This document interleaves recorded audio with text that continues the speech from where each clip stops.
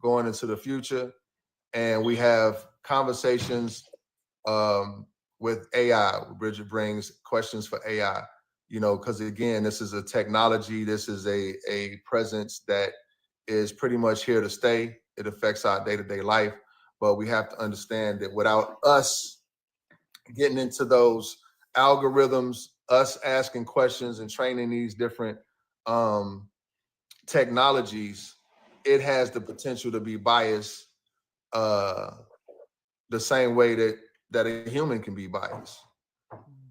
So we bring these things to the forefront, and at the same time we battle demons. So we do all of these normal regular people things, but with the understanding that Christ is on earth in the flesh. That is the message that we bring.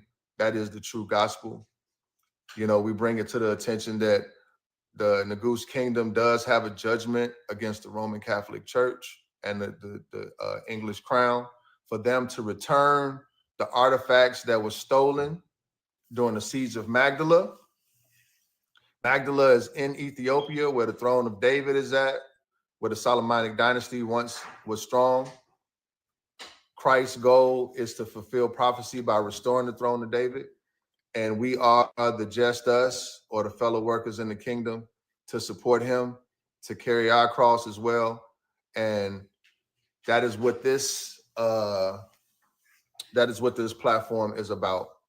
And Loveliest Love, if they getting their stuff back as we speak, then they should, as they rightfully should. Okay? So anybody putting together campaigns to get back artifacts from Ethiopia, if they campaign is less than, how long Yaju been having that campaign going? At least 8 to 10 years. If it's more recent than that, then it's not so much that they need our help, is that they're piggybacking off of what he already had established. And that's what a lot of y'all do too. Y'all take his information, bits and pieces of it, and you try to remix it and make it your own, but again, one of the things that we have at our disposal is Christ in the flesh. So as frustrating as it might get in going back and forth with y'all, we see him do it day in and day out. And that's the inspiration, that's the example, the humility that we have to learn from him and continue to educate.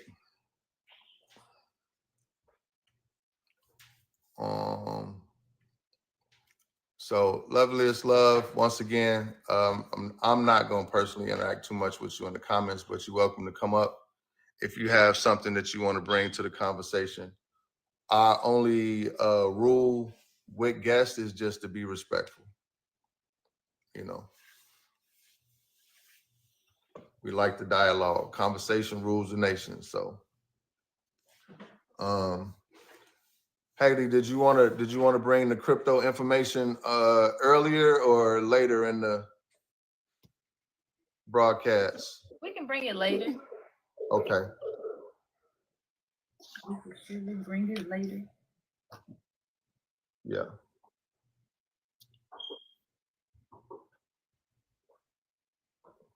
So, one of the things too about with the saints, and you mentioned this earlier, Bridget, is our focus is on doing the will of the Father.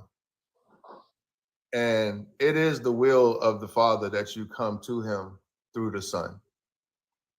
That's a very simple rule, very simple instruction. I was telling my son this morning, accepting Christ in the flesh is the rule. And as simple as that sounds, that's one of the most difficult things for people to actually do. And part of the problem with being able to do that is knowing thyself. If you knew yourself and your role and your divine alignment, your purpose, you wouldn't have an issue with Yaju fulfilling his purpose. If you was on the path of knowing your identity in Christ's divine order and fulfilling your purpose, you wouldn't have the time to attack or worry about somebody else fulfilling their purpose. whether their purpose was negative or positive. Peace, peace, Brother True. You know, what y'all think about that?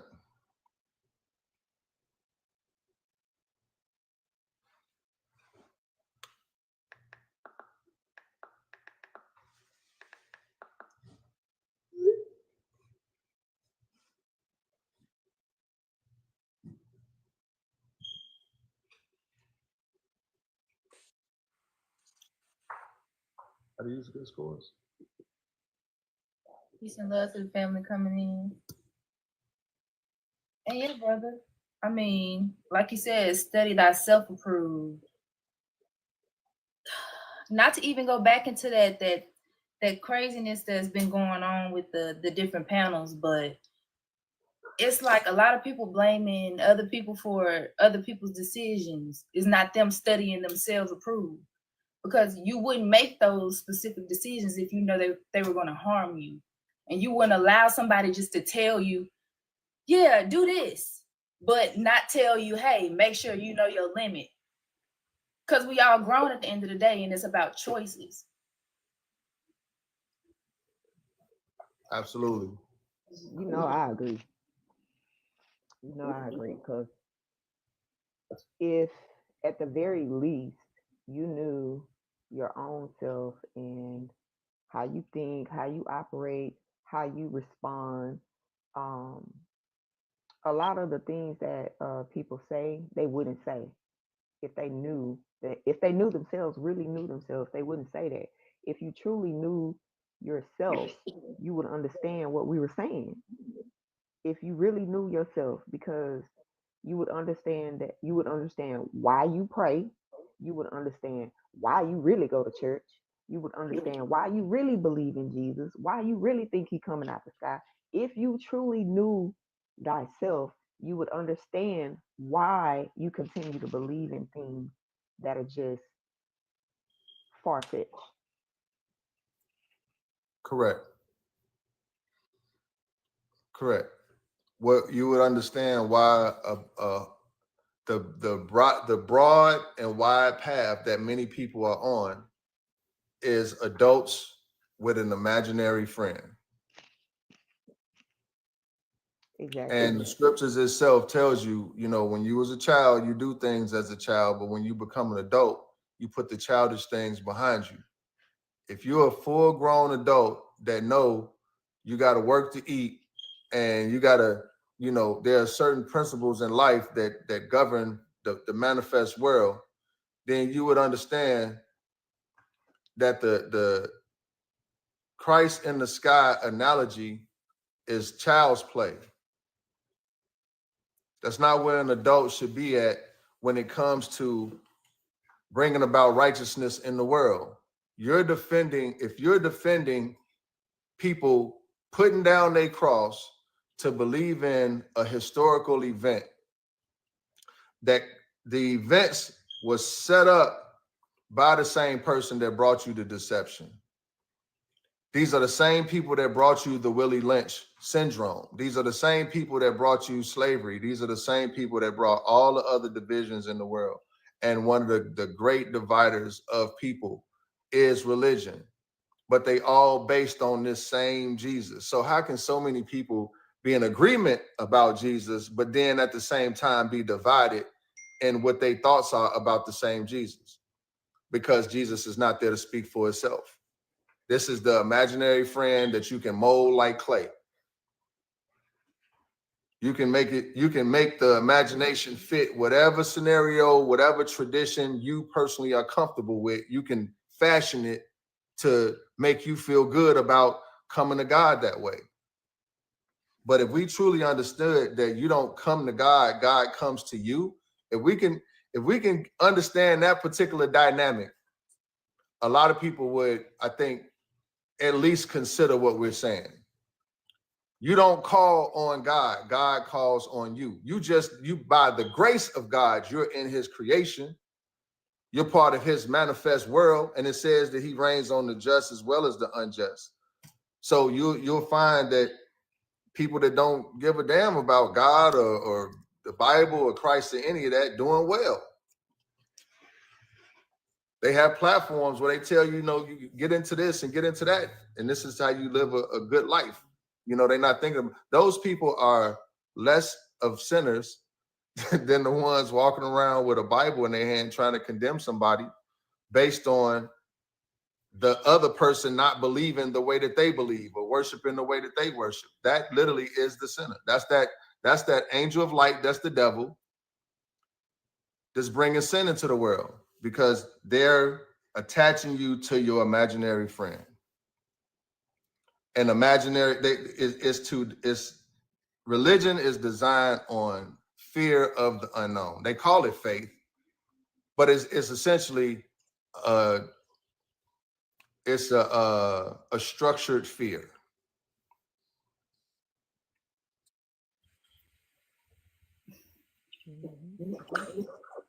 I wanted to say it's like I got it, but I still don't know. Mm-hmm. Right. But I'm gonna spread it. But I ain't got it, but I know I gotta spread it. Yeah. I can condemn you to hell because I'm shielded in the Lamb's blood, but I still sin though. Make it make sense. Make it make sense. Christ is in you, but you waiting on him. God is in you, but you can't do the miracles Christ did. That was something they were talking about on the live stream today. The same page, the same girl, I think they said Sky or something like that. She hosted the panel that everybody was on that you were talking about earlier. Right. Today they were talking about that. They were talking about that today, and y'all, this man came up here on that panel and said that he healed people from cancer with his bare hands. I'm like, people just say anything nowadays. If you was out here really healing people from cancer with your bare hands, bro, you laying hands on people with cancer and healing them, do you know how many you will be on TV, first of all? Yeah. Do you know how many people will be lined up at your door? And then, do you know how fast the government will be at your door? Putting you in jail like they did Dr. Sapien. Right. So I'm like, people, y'all really just starting to say anything. But that was the topic, and that's what he was basing it off of, being able to do miracles like Jesus. Something that he read. Yeah, you're right. They would definitely try to remove him from the general public if he out here healing people from cancer with his hands. But our task is simpler than that. You don't even got to cure people from cancer. You just got to cure people from the deception. That's hard enough as it is. If you can pull somebody out of the deception, you've done a great work. This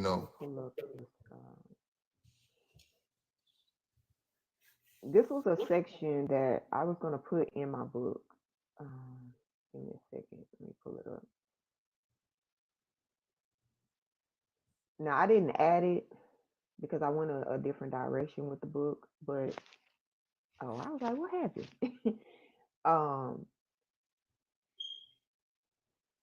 This is the things that we are not taught in school. This is a part of the deception, and like he said, if you knew the truth, you wouldn't even have to say that. Like, you're going around putting hands on people and healing them from cancer. So I'm just gonna start on the page where it talks about the frequency of the healing body.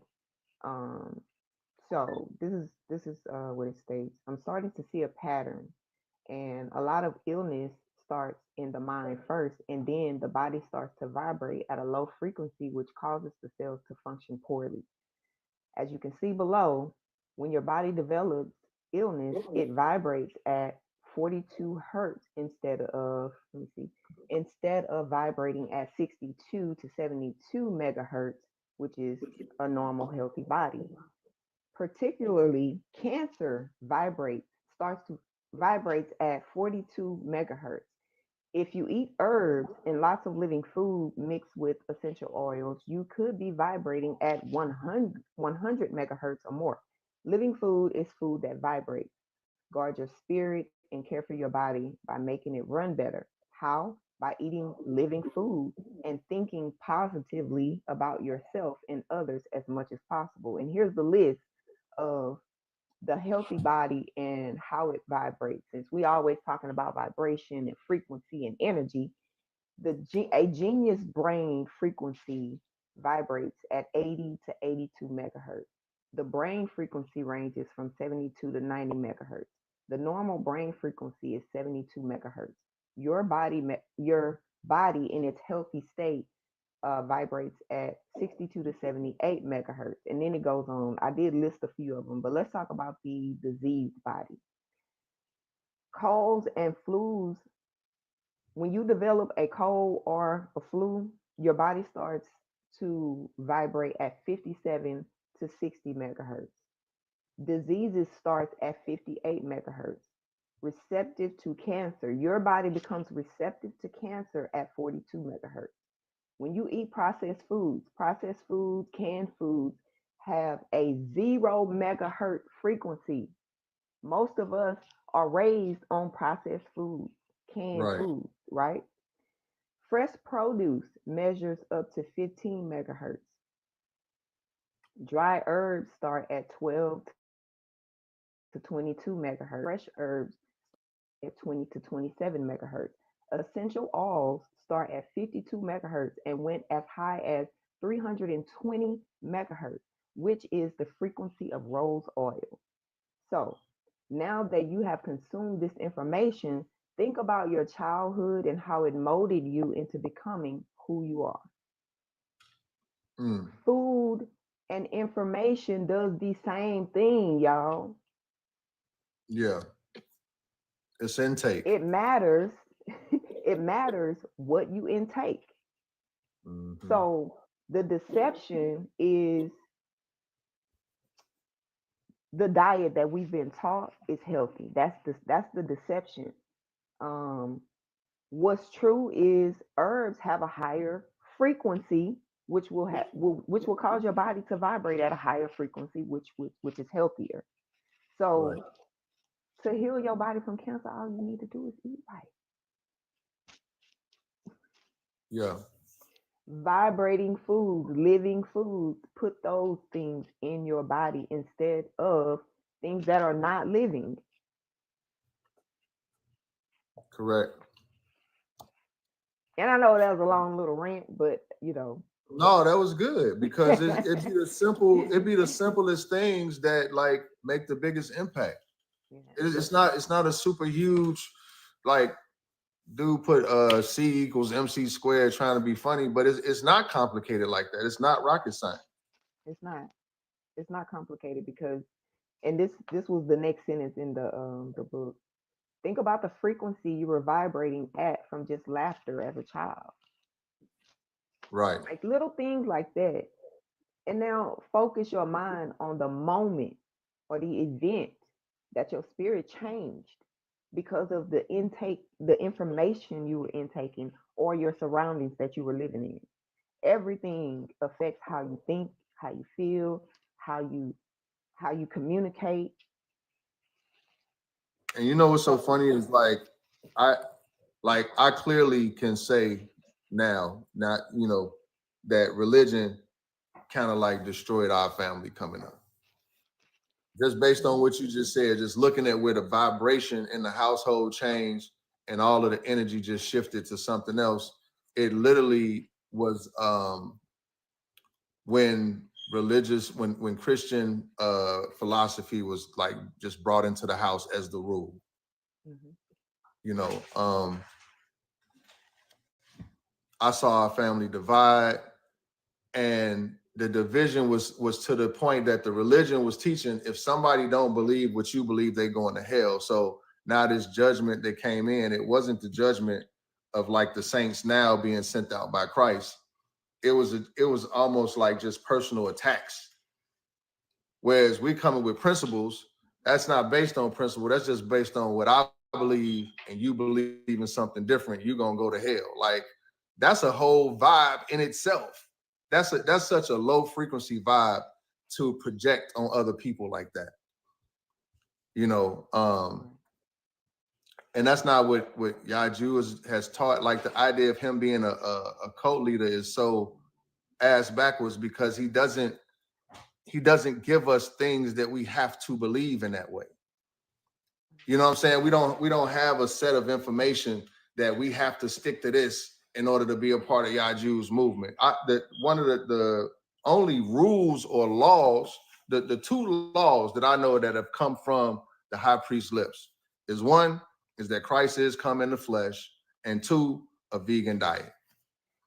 The fact of restoring the throne of David, I don't know if that would be could be stated as a law that's coming from him, but that is ultimately the goal, is to restore the throne of David. So when you're looking at people that's coming against us, they make fun of walnut tacos and eating healthy food. They make fun of Pan-Africanism. They make fun of the fact that we're not from Ethiopia, but talking about restoring the throne of David. So when you really look at what they're attacking, it's not on a vibrational level. These are all high vibration things that they are against. So you calling him the Antichrist, but you against all of this positivity that he bringing to the table. And what are you offering in exchange? What's the balance on the scale of Mayat that you're saying, okay, don't believe Yaju when he tells you to be Pan-Africanist? What is your alternative?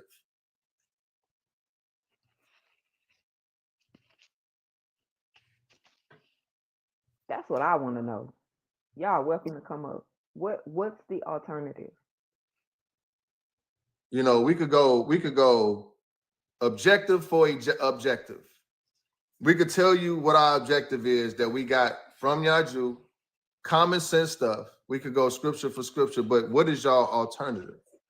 You pull some, they say, well, we saving the kids from y'all message from this. Okay, what are you saving them from?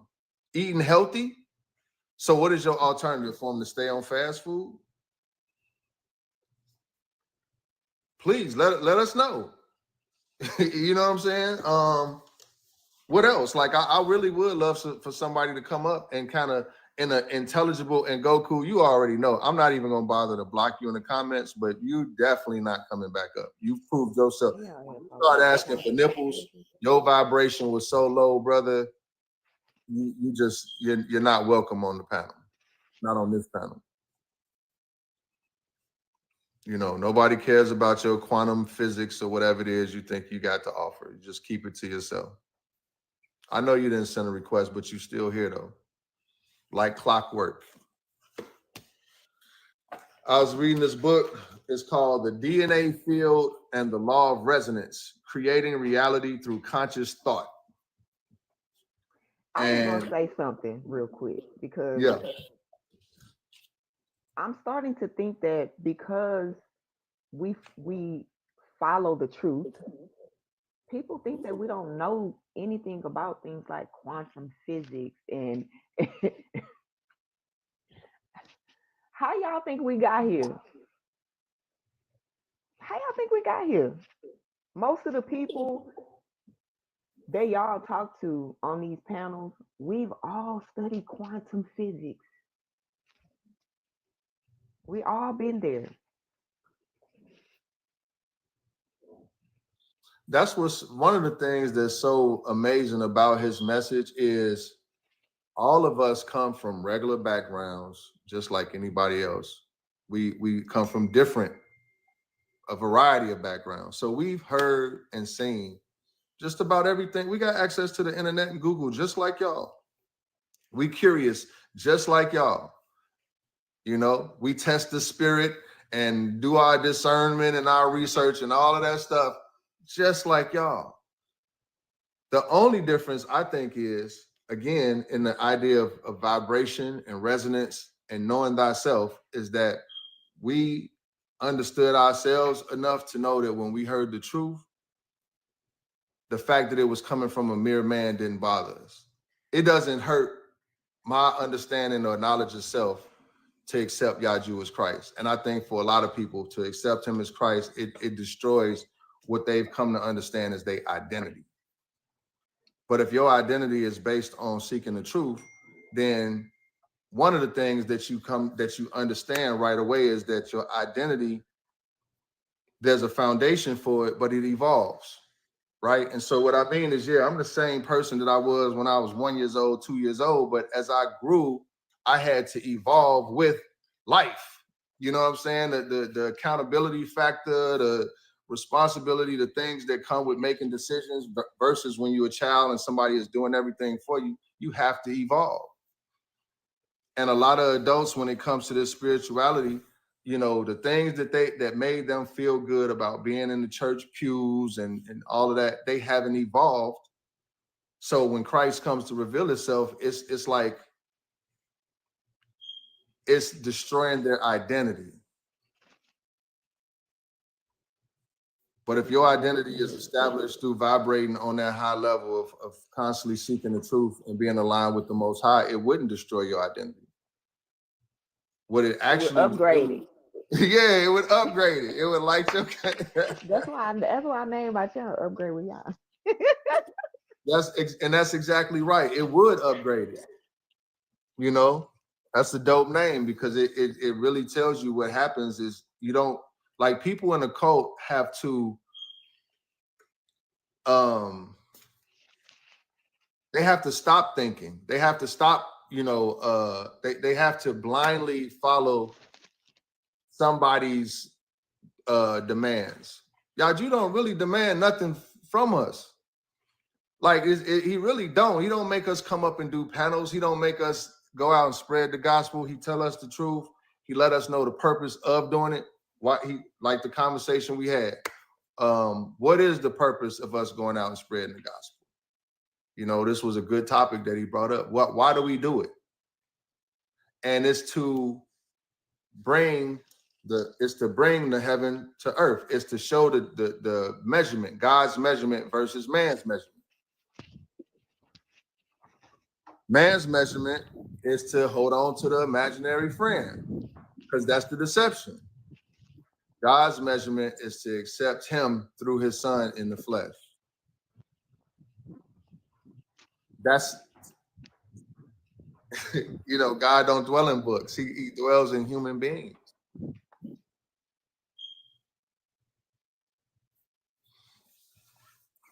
Yeah. Peace, brother, man.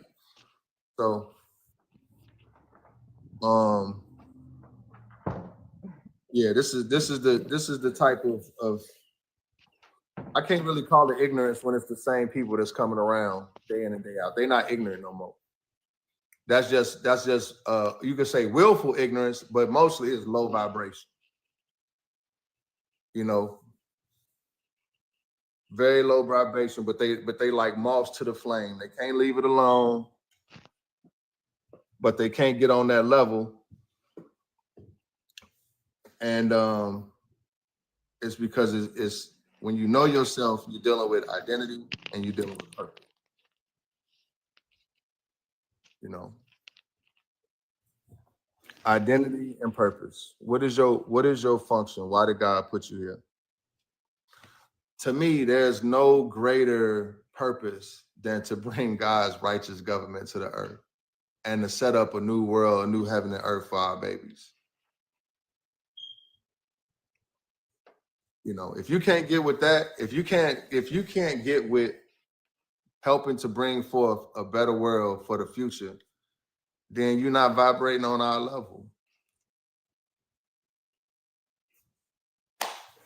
And you know, last time I checked, you hear religious people say all the time that when it comes to God, you don't have to have all the details. So when it comes to this, why do you have to have all the details? This is about God. So when it comes to God, we don't have to have all the details. We don't have to know how it's going to get done. We just have faith that it's going to get done. it's going to be done. Right. Yeah. So And that's one of the things they don't give us credit for this being a walk of faith. But you haven't been lifted up yet. You haven't restored the throne of David yet. You know, but our faith is a real walk. It's a like there is a tangible outcome to this walk. And the scriptures say, you know, on earth as in heaven. So why wouldn't you pursue heaven on earth? Right. So, okay, you don't believe Yahshua is Christ. How are you bringing heaven on earth? What are you doing to bring God's righteous majesty to earth? Nothing, because what they was doing before they found out about Yahshua, they done stopped. Completely. You can't be doing what They you ain't was doing doing nothing before no more, Yahshua, 'cause because now- you hear every day. They ain't even spreading the gospel no more, because they on social media talking about Yahshua. Right. Correct. Completely defiling yourself. Completely. You just quit your job with spreading the gospel to tear down a man that's doing a good deed. That's the lowest level of this conversation. You quit your job to spread the gospel to tear down a man that's doing good deeds for his community. Right. That look like you. Even if you did not believe, even if you don't believe that he is Christ, the things that he's doing, the plans that he has, the desire that he has for change alone should be something that you would want to be a part of. But you can't be a part of it because you want to continue imagining things to happen the way you want them to happen, or the way you were taught that they were going to happen. Correct. Now imagine how many preachers, beloved preachers, get in the pulpit and tell you about their sinful past and what God helped them to overcome. And people will honor that and root them on, cheer for them the whole nine. Yeah, I used to be in the streets and I was, this, that, but the Lord brought me out of it. And they be like, amen. But when for some reason, when it comes to this man that's been consistently doing this work for 10 years, they want to dredge up his past to say that he's not qualified to do God's work. What's the difference? They'll say, okay, well, the difference is that he claimed to be Christ, so that's blaspheming. Okay, well then let's deal with it then, right? We bring up the scriptures to show who Christ is, what he would do, and when he would do it. What's the alternative? Once again, if he's saying that he is the Christ that's mentioned in the scriptures to come in the last days and bring us the truth, well, is he telling us the truth? Did you know about the throne of David or the Solomonic dynasty before Yahshua? I didn't. I didn't know about Queen Zatu reaching out to the African Americans and saying, y'all welcome to come back home at all. Never even heard about this. Nope. I didn't know that Marcus Garvey actually contacted leaders from Africa and they came to America. I didn't know that. Didn't know that. Didn't know a lot of the funding for the wealth that we've seen in Roswell and the other Black communities that was flourishing was because there were African kings and queens that were sending finances over to help them get established. This is why the colonized neighboring communities wanted to tear it down. So a lot of the things that he bring into, I didn't even know about UCC ones on that level. Like I knew about them because I was trying to get my sovereignty, but in terms of that being connected to the birth certificate and being connected to everything of how they govern the people and how they use us for commodities on the market and stuff like that, I didn't know that was connected to Christ. I didn't know that they called the King of England Christ in the flesh during his coronation. I didn't know they called him Lord of Lords. Lord of Lords, right?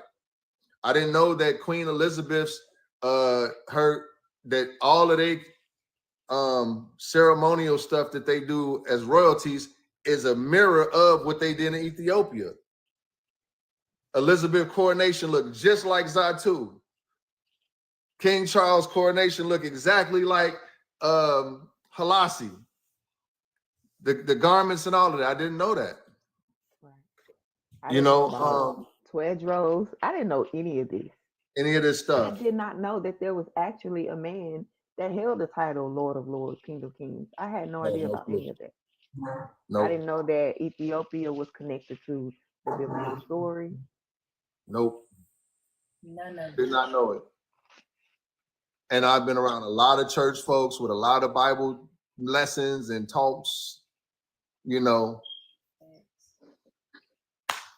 Even going to a HBCU and African American studies having to be a part of that, I didn't know nothing about that at all. Nope.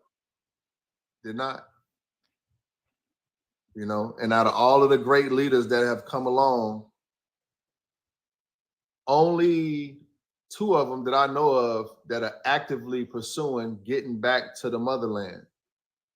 Marcus Garvey and Yaju. Yep. I mean, whatchamacallit called himself the king of Pan-Africanism, and I ain't never seen he try to build his school in America. What's his name? Call everybody a coon. Umar Johnson, yeah. You know, this brother called himself the Prince of Pan-Africanism. I ain't never seen him trying to put together no Pan-African nothing. So, you know, when it comes to just the jewels that have come from Yaju and knowing that he's not, you know, coming out of a theology college, he's not coming from, you know, most of the people that come up against him, they get mad because my teacher is such and such, such and such. I was raised under the tutelage of X, Y, and Z. Okay, well, this man is saying he don't have no. This teacher is the Most High, but he's confounded people that's got years and years of college study in this particular topic. They know the Bible. You know the Bible upside down, inside out, all the way around. But you didn't know that the high priest was going to be raised from among his people in the last days in the North Country after they was taken away on boats. Oh, because they told you at your church that the Old Testament was done away with. That's right. Okay. And nobody questioned why they say that. Nobody questions why they say these things. They don't want you in the Old Testament because the Old Testament tells you that Christ is a man. And he's going to be walking among you. The Old Testament also lets you know that the cloud is not talking about the clouds in the sky. It's talking about cloud of witnesses. So there's a lot of things in the Old Testament that give you common sense that just goes against your delusional images that you have in your mind. Maybe that's why they told you to do away with the Old Testament. The Old Testament is medicine for the delusion. Right. But wait, though, this is the crazy part. The same church that will tell you when you're an adult to get rid of the Old Testament, downstairs in the preschool where your kids is at, they showing them nativity scenes. They giving them little coloring pages about Noah. They telling them stories about Samson. They giving them all of the stories that they want them to believe is history while they babies. So by the time you get up to the main auditorium with the adult classes, now you can put away the Old Testament. That's child's play. Well, then why you just spent half of my life teaching me about all these characters if it was child's play? Is to justify the historical aspect that y'all try to put on it. You want me to believe that this is history. But prophets don't tell history. Prophets prophesy about the future. So if somebody is having a prophetic vision about the future, then they're not telling you something that happened in their past or that's happening in their time.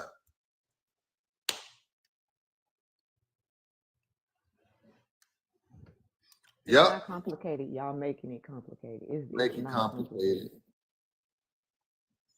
It's not. So if you ever wondered how the whole world got populated from 2 people, that's because it doesn't make sense.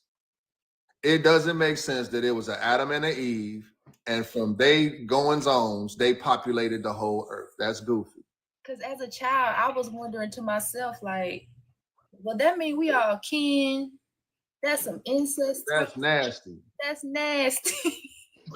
Yeah, I used to think that as a child too. Like, damn, that mean we all relate. We all related. Like, Right. everybody in the world came from 2 people. 2 people. And then, if that's the case, how come after Cain killed Abel, he asked God not to send him out in the world because somebody might kill him? If it's just Adam and Eve, and he the oldest of the 2 siblings, who gonna kill him? Where these other people that he worried about come from?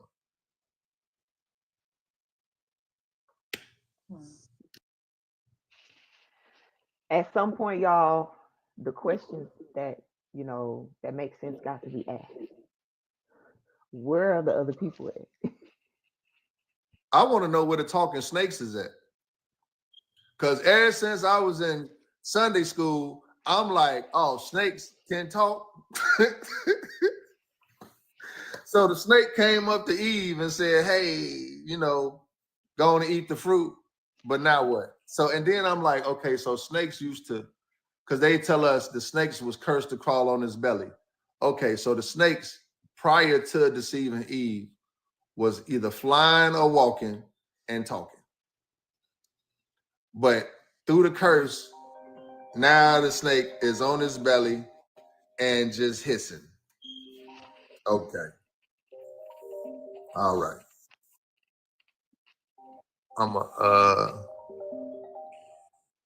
I gotta take this She right said quick. she was traumatized to get a boyfriend. Man, you know what I was thinking about yesterday? It has become popular to be a family person with a big family. It's become popular now. Now, I don't know about in other communities, but in my community, it was always something that people would shame you for having a bunch of children. Yeah. I remember, yeah, I thought about that yesterday. And I was like, that shit is sickening. It would be like something that people would shame you for if you had multiple children. And Yeah. now in 2025, it's popular. It's popular to have 7, 8, 9, 10 children. That's But crazy. I remember my grandmother told me I was pregnant with my 3rd child, and she said, not only was I pregnant with my 3rd child, I was also married to a guy that I had been with since middle school. And she told me that I needed to stop having babies. And I was like, why?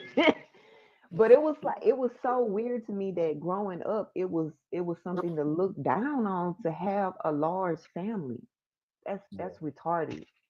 That's something that's really disturbing in our community, that Yeah. we shame women for having more than 2 or 3 children.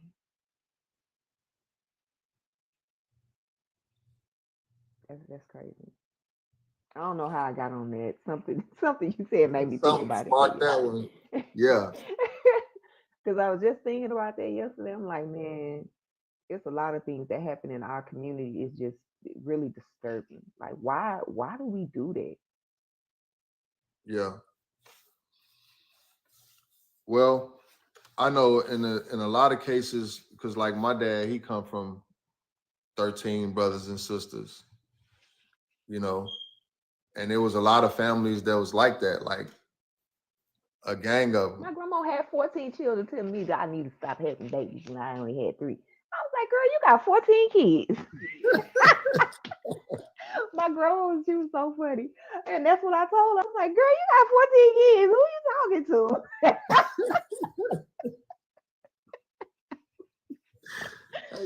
Oh my goodness, that was so funny. She was funny though.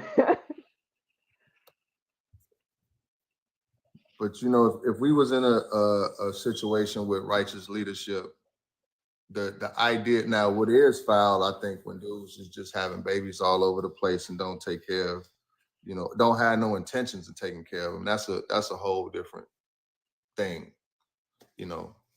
But even with that, I feel like in a world where, you know, there was actual righteous leadership and the resources was available to everybody where you could take care of your family, you know, that's the coolest shit ever. Having big families, like I love growing up in the city, having, you know, my dad got 12 brothers and sisters. You know how many cousins I had?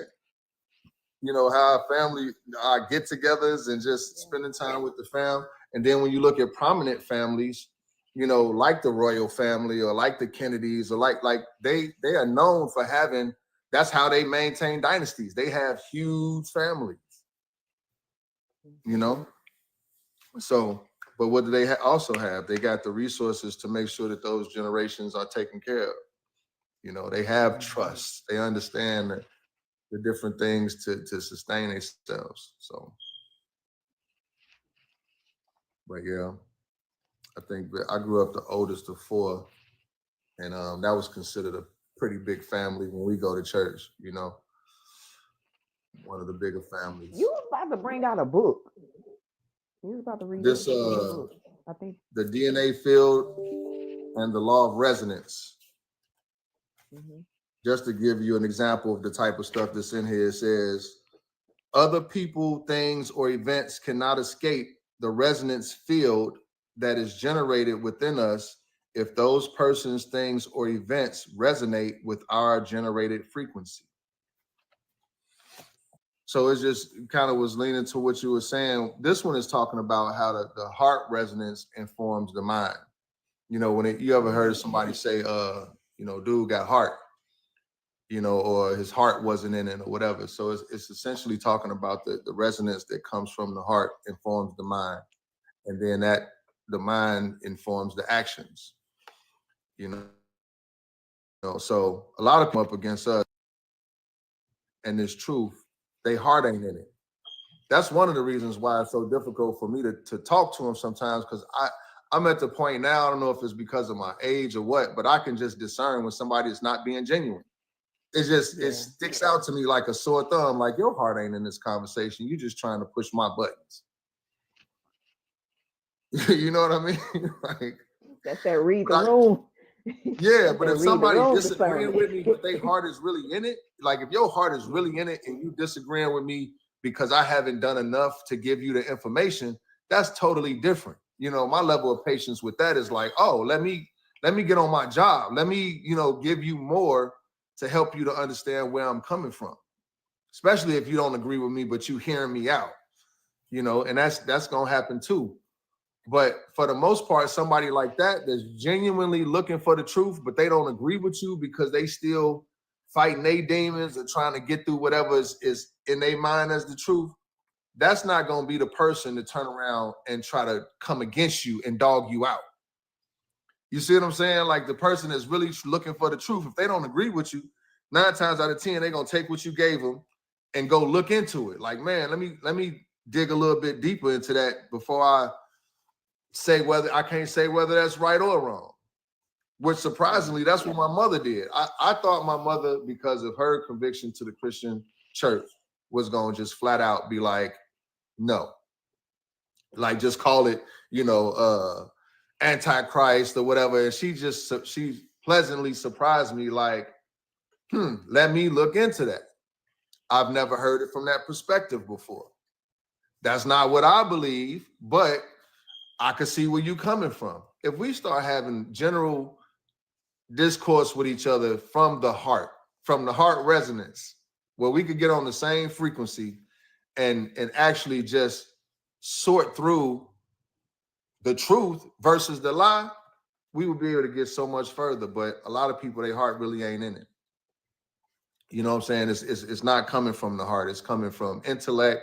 It's coming from tradition. It's coming from old memories that they feel like we trying to snatch out of they you know, you trying to get rid of, like on what was that show where the cartoon where each character was like a different emotion but they could go back and take out certain memories and that. I don't know the name of You it, talking but about the movie? yeah. Oh, damn. What was he talking about? I can't think of the name. Man. He said Inside Out. Let me go ahead. Yeah. Yeah, Inside Out. There Yeah. you go, for sure. Appreciate Inside that. Out. Yeah, thank you. I hate when that happens, man. It'll be stuck in my mind all day. But yeah, they think you trying to remove precious memories from their mind because you telling them the truth, and that shit hurt. We get it. Mhm. Being told that I had to go vegan to get on that frequency, like that's not even how he brought it. I can't even put it like that. He didn't come to me and say, "Oh, you got to be vegan." He brought the truth out. You know, first of all, one of the first laws of the saints, because we think that the laws was for the general public because the Bible went out to the general public. No, the laws was for the priesthood. And one of the laws for the priest is thou shalt not kill. That goes towards all creation. If it's got eyes and a mouth, if it's got a face, eyes and a mouth, you ain't supposed to be eating it. That wasn't created for your consumption. Finding that out at the age that I was at, it's been going on 2 years, but to find out that veganism was in opposition to, say, vibrating on that level, I took the challenge to try to just do vegan and end up doing a year kind of easy. It was like I didn't think too much about it, but when it came down, because I took it a step further. I said, so is eating vegan a suggestion or is that a law? Now I could have kept my mouth shut and just, dabbled in the things that I love to eat, have my little steak and potatoes every now and again and this and that. But I wanted to know. I'm like, so is that a suggestion or a law? And he said, it's a law. And with that being said, I instantly wanted a gyro, instantly wanted to have a barbecue. Like I'm talking about, Like a going away party or something? It's like you know how, but I'm just saying, how the brain is just like, you're like, damn, it's a law. Really Like, we got to go out with a bang.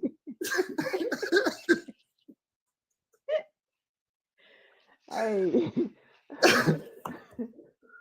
Instantly I'm wanted to have a barbecue. I don't know. Maybe I'm just a drastic type of person where for me to give up something, it gotta be drastic. I don't know. Maybe that's just how my brain works because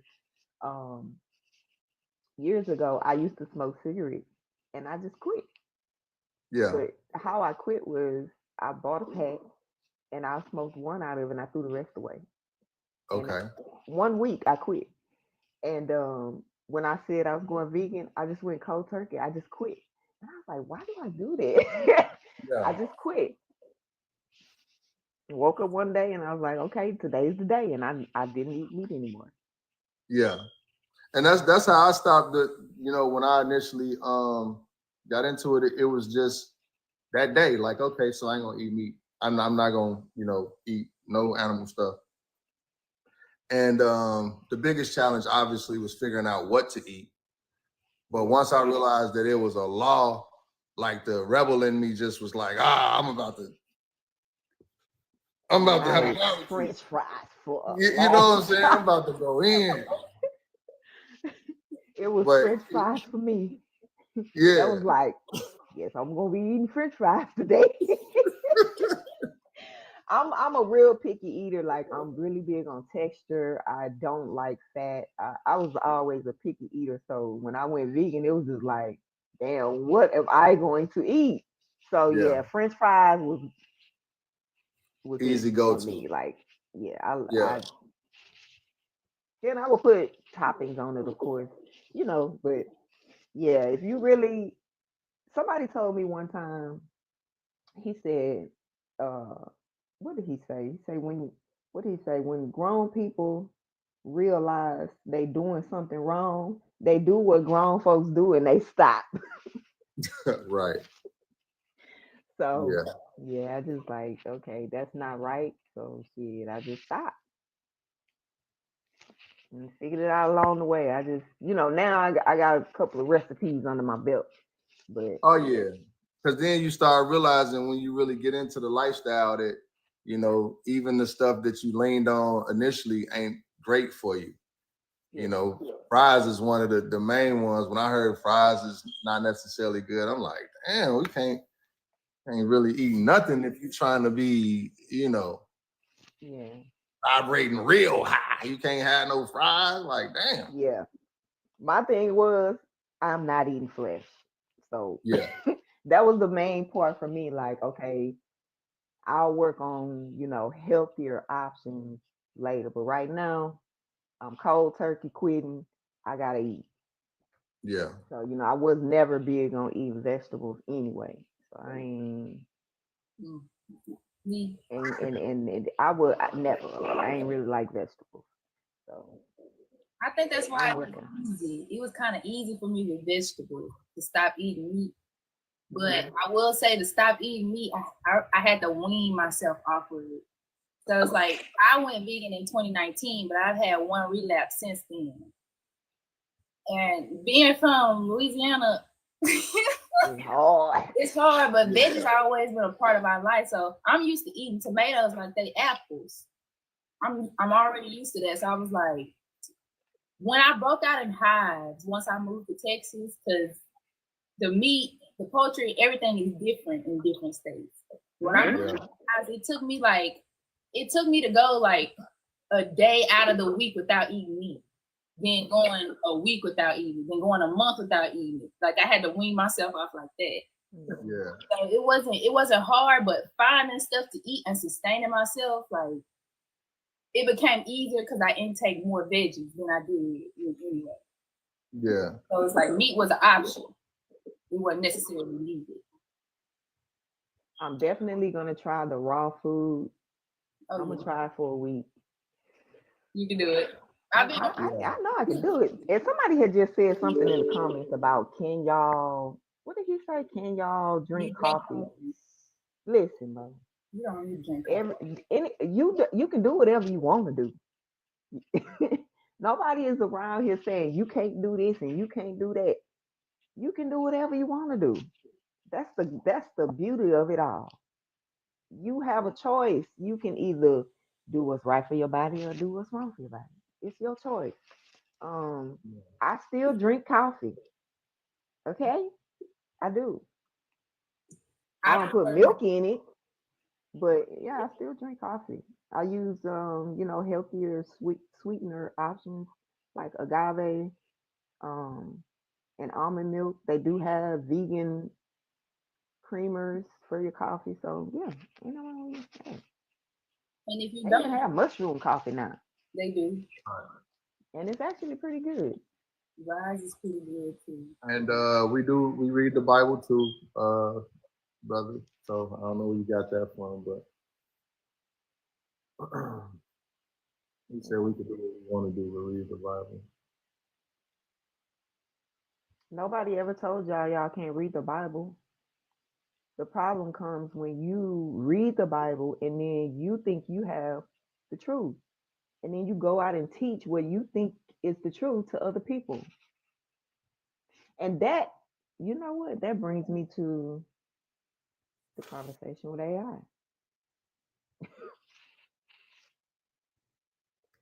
Biblical interpretation and hearing, because a lot of people say that we are disrespecting your belief by telling you that you have a lie. Um, so the conversation with AI was about basically accusing movements like Nagu's Kingdom of disrespecting others' beliefs. But in reality, you're disrespecting your own belief by creating private interpretation instead of hearing God directly as scripture commands. Mm. That was the conversation with AI, y'all. Yeah. And AI responds. That's a powerful point. Most people don't realize that interpreting scripture on their own terms actually contradicts what scripture tells us to do. The Bible says no prophecy of scripture is of any private interpretation. Second Peter 1 verse 20. When people lean on their own understanding, they start to build a version of God that fits their emotions and their traditions instead of surrendering to what God is truly saying. It's like creating a custom God in your mind instead of serving the living God who speaks for himself. That's deep. And we back. Right. Because I ain't did a conversation with AI in a while. Wow. Hey, that's how you come back. Because that's facts right there. For real. See, that sounds like what I was just saying. Like, you know, Yeah. people get so used to their custom that when we tell them the truth, it's like we trying to take that little piece of their history out and just desecrate it. But we was all under the same deception. It would be different if we floated out the sky and was trying to tell you this and couldn't relate to where you're coming from. We come from the same thing. We had to put our, you know, the lies that we was holding on to the side also. You know, I thought, you know, as long as I'm taking care of my family and in my little corner of the world, you know, keeping my grandmother's legacy going and honoring the you know, my people in that way, that's what God's purpose for me is, because I wanted to be aligned with his purpose. And when I came across Yaju and this truth that we walking in now, I understood that I wasn't wrong, but it was just bigger than that. You know, it was more to it than met the eye. And when the reality came about of what the more to it was, I didn't have a problem with it. I didn't have a problem with Yaju being Christ, claiming Christ and what his mission was. And I didn't have a problem with how it lined up with mine, even though there were things I had to do to make adjustments. If going vegan is one of the adjustments for me to be aligned with the will of the Father, then so be it. It wasn't easy. I got a kitchen full of cookbooks. We picked this house because of the kitchen. The stove is on the island, and it's, you know, I had all my little spice racks, and you know, my grandmother, when she was alive, she was a painter, but she cooked. So me in the kitchen cooking some of the old recipe, the gumbo recipe, and the, you know, the different little what did she used to make? Egg roll. Like she used to like to make other stuff. I don't want to say exotic, but she used to like to make other things that my other grandmother made. Soul food. Annie made restaurant food. That's the best way I could try to describe it, because she would explore cookbooks and try things. So I got all of those cookbooks, you know, in her pots and pans. And a lot of times when I'm cooking, that would be my time to just kind of like connect with her vibration. Like, you know what, grandma would have made it this way or did it that way. So to have somebody come along and basically say, you know, killing animals and eating them is not righteous. Well, shit, the gumbo is 60% meat. You know what I'm saying? You got the sausage and the chicken and the, you know, and honestly, now I know being from Louisiana, I understand that there's a gumbo that is from there. You know what I'm saying? That's the origin of the gumbo. A lot of people don't even know gumbo just means okra. But anyway, traditional gumbo, as I seen from the sister, what was the sister name that had the restaurant out there in Louisiana? Somebody we know? Not Dukes, huh? Somebody we know? She a lot of people know about her. Her son ended up taking over when she passed away. And when I was in culinary school, I had to do my final exam on her. She was Creole. And she fed a lot. There was something going on with Louisiana. She was one of the few Black-owned businesses that fed a lot of people during a real tumultuous time. And damn, what was her name? I can't not know her name. Sweetie, wait. Her name. I was just thinking Sweeties, but maybe that's not it. Sweetie Pie. What is that lady name? Sweetie Pie. I didn't think they was Louisiana based though. They might be Atlanta, huh? Yeah, I think that's Atlanta or California or something. Damn, I hate that I don't know her name off the top. That means I failed. I'm sorry. When I get her name, oh, Leah Chase. Okay. Leah Chase, the queen of Creole cuisine.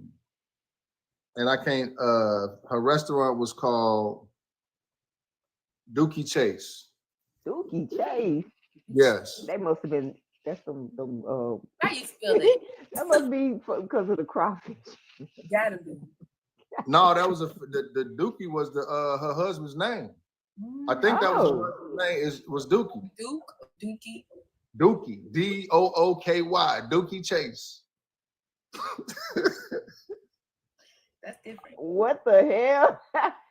Only This is a very famous restaurant in Louisiana.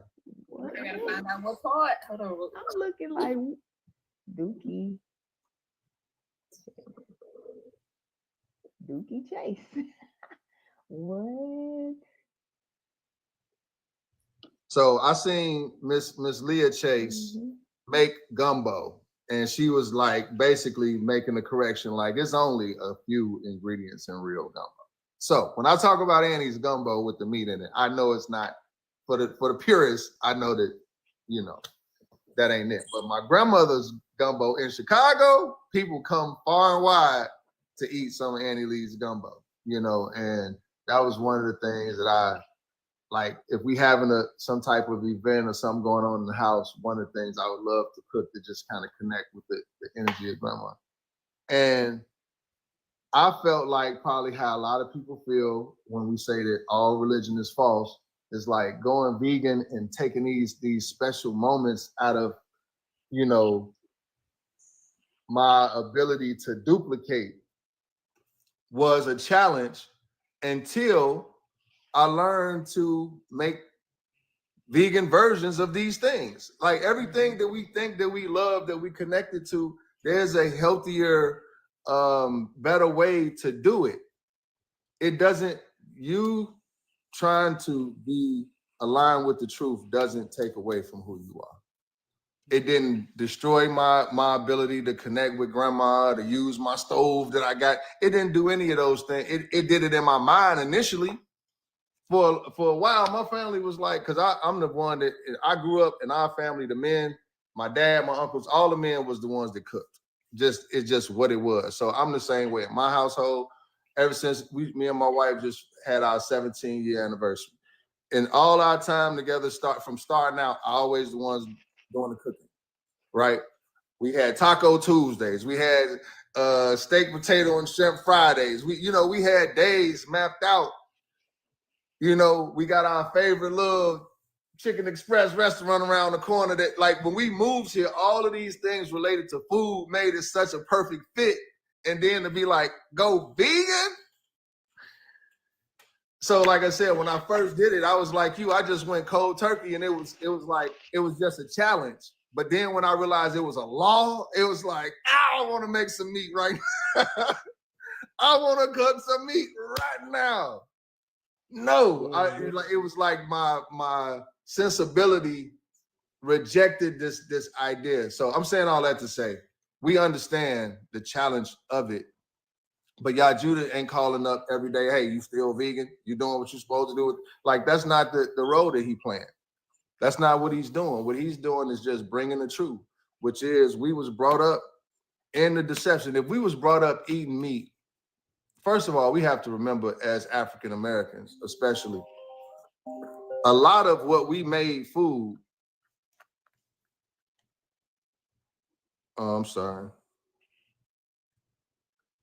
Hello? A lot of what we made into food, the people that was over us wouldn't even eat that stuff until we figured out how to make it edible. Mm-hmm. So a lot of what grandma was eating, I was getting away from anyway. She also used to make the chitlins and also used to make the pork chops, fried pork chops in the grill. And growing up, all of it was fantastic. You know what I mean? This is grandma cooking it. And that was on both sides. You would be mad on my dad's mama side. If you got there after the hog head cheese was gone, you was mad. This is what I'm talking about. This is what I grew up with on the side of and I'm looking at it like this is some gelatin with bits of pig gristle And brain. and but we've been trained to put it on a cracker, put it on a butter cracker, and it's delicious. You know what I think people forget, because they always say, well, our grandparents and our ancestors ate this stuff and they were just fine. We live in different times, and there's things being done to the animals that they're processing to put in our grocery stores. There's things being done to the crop.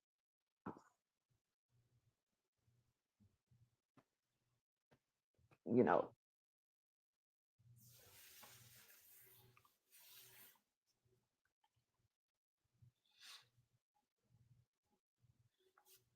Sister must have had a call come in.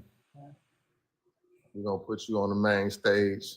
And I was gonna say, just then again, back then they did a lot more work. Not to say it was okay for them to eat that stuff, but their metabolism was always going to the point where they were able to deplete it. For sure. Go back to it, eat it again. No doubt. No doubt. We definitely don't get the type of exercise in, you know, the walking, the steps in, the squatting, and the, you know, just it's a big difference when you have to work for your food, in the sense of literally, like, you got to go pick it out the garden, you got to clean it, you got to, you know, you burning calories to prepare the food, to even get to the food. Versus now, you just go to what K Rebel say, push a button, don't even have to get up to eat. You know what I'm saying? Everything is DoorDash, this, crack the pack open, and while you sitting there watching TV or something, not moving. And then you want to turn around and have a high vibration conversation. You can't go have a McBreakfast sandwich and then come and hold this conversation with us. It's not going, you know, the grease off of the McDonald's grill is not going to allow you to vibrate on this level. You know, you go get you a double for $3 and you think that's supposed to be giving you some nutrients. Like, no, man. And y'all know that most of y'all know this stuff. That's what be so irritating, is y'all know, I know y'all know this stuff. But it's just easier to go against us. I don't know why. I feel like it's either fear or lazy. It can only be those things that would stop you from wanting to see what we're bringing forth to manifest. Is either you scared, because I hear people say, y'all signing that, y'all name gonna be on a list. Them people is already watching us. They can't watch us no harder. They already got us in a box. They already know what's going on. So worrying about overexposure because you supporting righteousness is foolishness. Or you lazy. You don't have the fortitude or the wherewithal to get off. You can't even stop eating. Like what sister said, would you say you went to once a week to no times a week? You know, take some baby steps. It's all about the baby steps. You know, fast from some of the media and social media that you watching and intaking. You know, take those little righteous baby steps and allow yourself to you know, be kind to yourself. You know, I think a lot of people, they have so much shit in their closet too that they can't really kind to themselves. Can't forget themselves. Mm-hmm. Because the disrespect is me lying to myself. Correct. And that's and a lot of people really feel that like whatever they've done in life, they hold on to the idea of Jesus washing they sins away and covering them with their blood, because they don't want to be exposed. They can't deal with the know thyself because they know what they've done.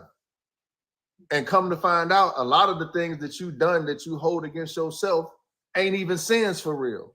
Right. It's just, you just fucked up. You made mistakes. You did wrong things, but you making the sin now. You might have did crimes against humanity. You might have disappointed your parents and your family. You might have let yourself down. These are all things that you got to learn to forgive yourself or to move past it. But at the same time, you wasn't sinning as it relates to scripture.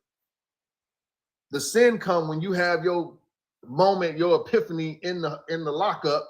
Man, God, if you get me out of this, I'll never do it again. You might catch a blessing. And, you know, again, I say this all the time. The devil give blessings too.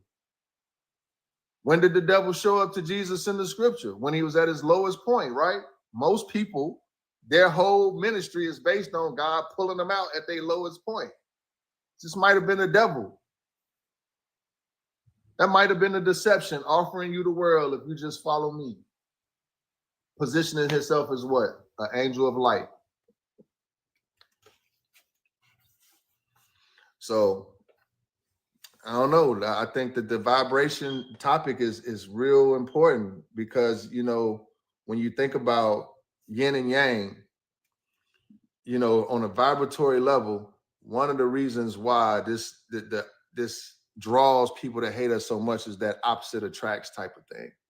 It's like, you know, you're not in alignment with us, but you can't stay away from us. It's just the vibrational pull, the frequency just keep pulling you in because you want to be right. Most people, I would have to admit this, I think most people want to be right with God. I think. I could be wrong, but I think most people in their heart of hearts want to be right with God, but really don't know how. And so when somebody comes along with Bible teachings or some kind of, it almost feels like an escape or a way out. Like, oh, this is my way out of this mindset that I'm in where I'm just unworthy and, you know, I'm probably going to go to hell for the things I've done and now I'm free. But no, the true freedom is the truth. The truth is going to give you way more freedom of spirit, freedom to live than the lie. The lie might have felt good, but it, you know, it's just like somebody that you with somebody and they cheating on you, but they lie to you. And they lie real good, so you don't know they cheating on you.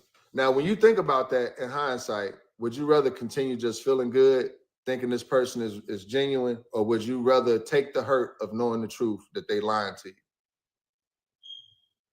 I know with me, if I'm in love with somebody and I trust them and we together and they cheating on me, but they lying to me and it feel good, as much as that might feel good, I think I would want to deal with the hurt of knowing the truth. Just tell me the truth. Just rip off the Band-Aid. Tell the truth. That's the we bring, this vibration that we bring, it just rips off the Band-Aid. It's like we've been lied to a lot about very important things. The main one that's destroying us is this idea of a 2,000-year Christ that's going to come out the sky and somehow wave a wand or whatever and just make everything right. You know, I feel like that concept is based on the idea that when you look at the world and you look at the powers that be, they access to weapons and to technology and how much further advanced they are with us in their evil deeds. One might think like, man, it's going to take a miracle to fix this. So they latch on to the idea of Jesus coming out the sky because that represents a miracle more powerful than the powers that be. And then they look at y'all Jew and like, man, you ain't got no powers. You ain't got no sparks coming out your fingers or nothing. You can't fix the problem. I can't believe in you because you don't have the magic powers that I need the Savior to have to change things. Not understanding that the miracle is us changing our minds. If you could get a nigga that's caught up in his religion to change his mind and see the truth, that's a miracle. You get 144,000 of us to stand up and be upright and righteous.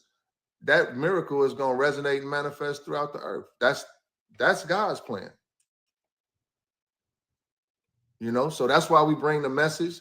That's why it's important that we keep dealing with you knuckleheads and bringing this message. That's why we open up the panel for people to come with their questions or rebuttals or whatever the case may be.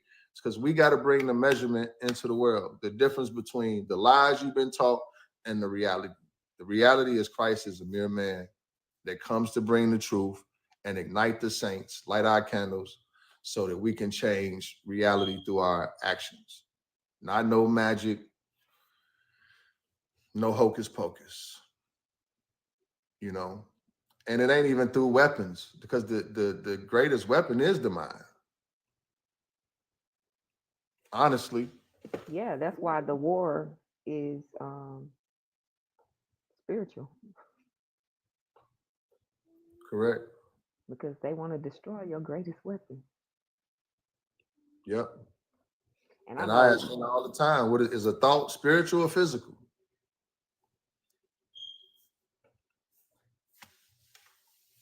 You know, in the circle 7, it describes it as, let me see if I can find it right quick. I love this description.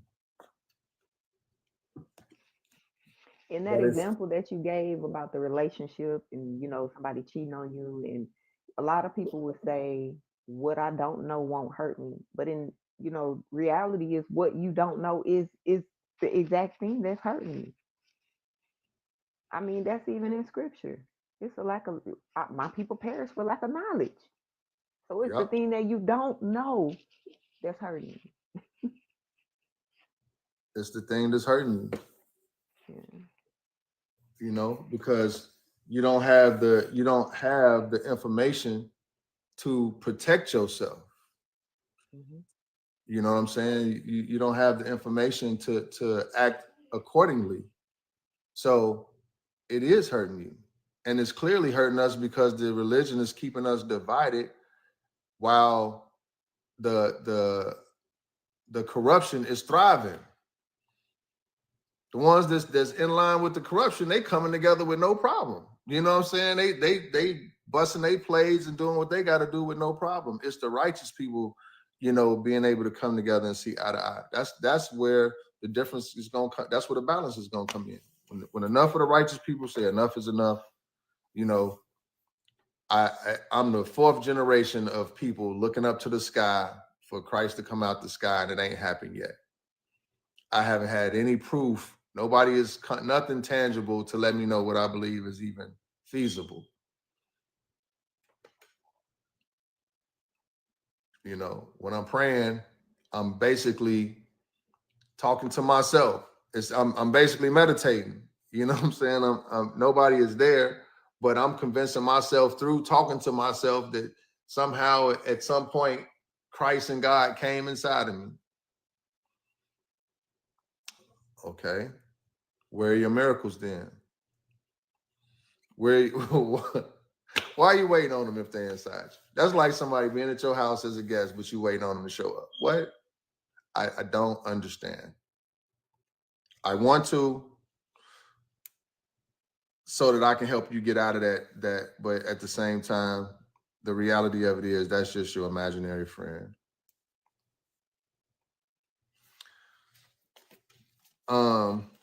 Haley, why it seem like you got some fire verses Something and to so you look read. like you got something on deck. Although I was looking, I was like, what is that? She looked like she got that fire verse ready. It's the notebook. Hold on. Don't make me go get my Bible. Hold up.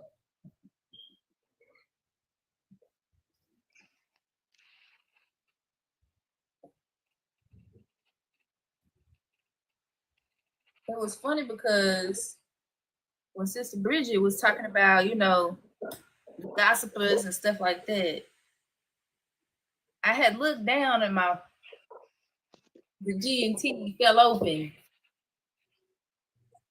And it went to First Timothy. And in First Timothy was talking about how people become gossips, stuff like that. Right after you had said that. Dang. Yeah, we gotta bring that up.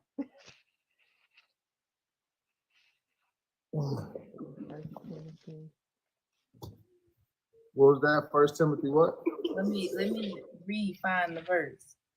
Okay.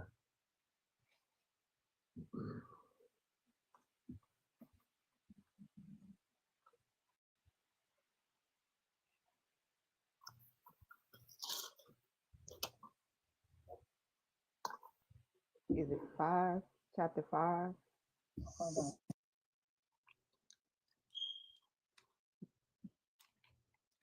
5, let me see, 13 through 16, I think.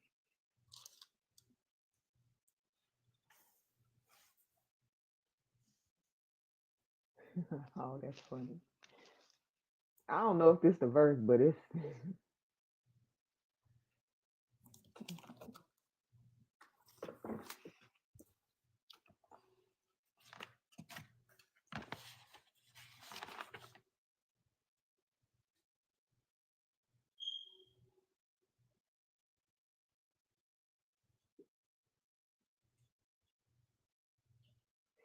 I think this the one, but I'm gonna read it to see if that's the one you were talking about.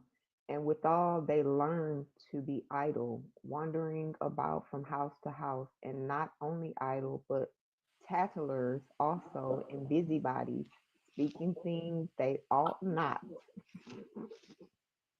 I will there I will therefore that the younger women marry their children, guide the house, give no occasion to the adversary to speak reproachfully, for some are already turned aside after Satan. If any man or woman that believeth has widows, let them relieve them, and let not the church be charged, that it may relieve them that are widows indeed. That's the one. But yes, Okay. We still gotta hear the GNT G and T. 5. That was Yeah, I marked 11 off. But do not include younger widows in the list, because when their desires make them want to marry, they turn away from Christ, and so become guilty of breaking their earlier promise to him.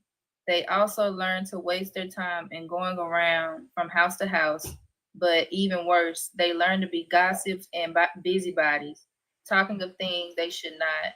So I will prefer that the younger widows get married, have children, take care of their homes, so as to give our enemies no chance of speaking evil of us. Do we need to finish after that? We did 15. But did you read? You read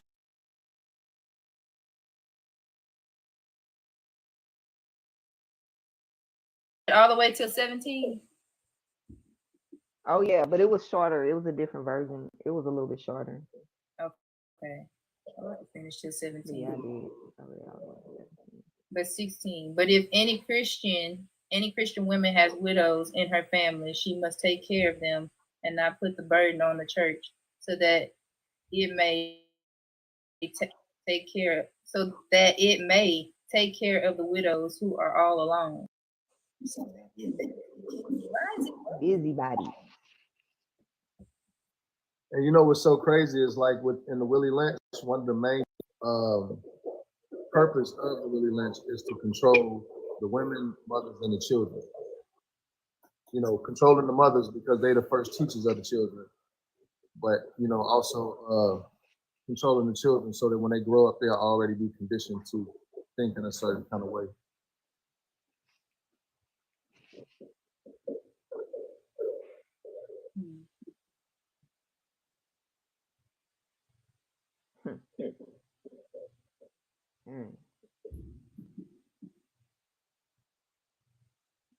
We're gonna have to do a live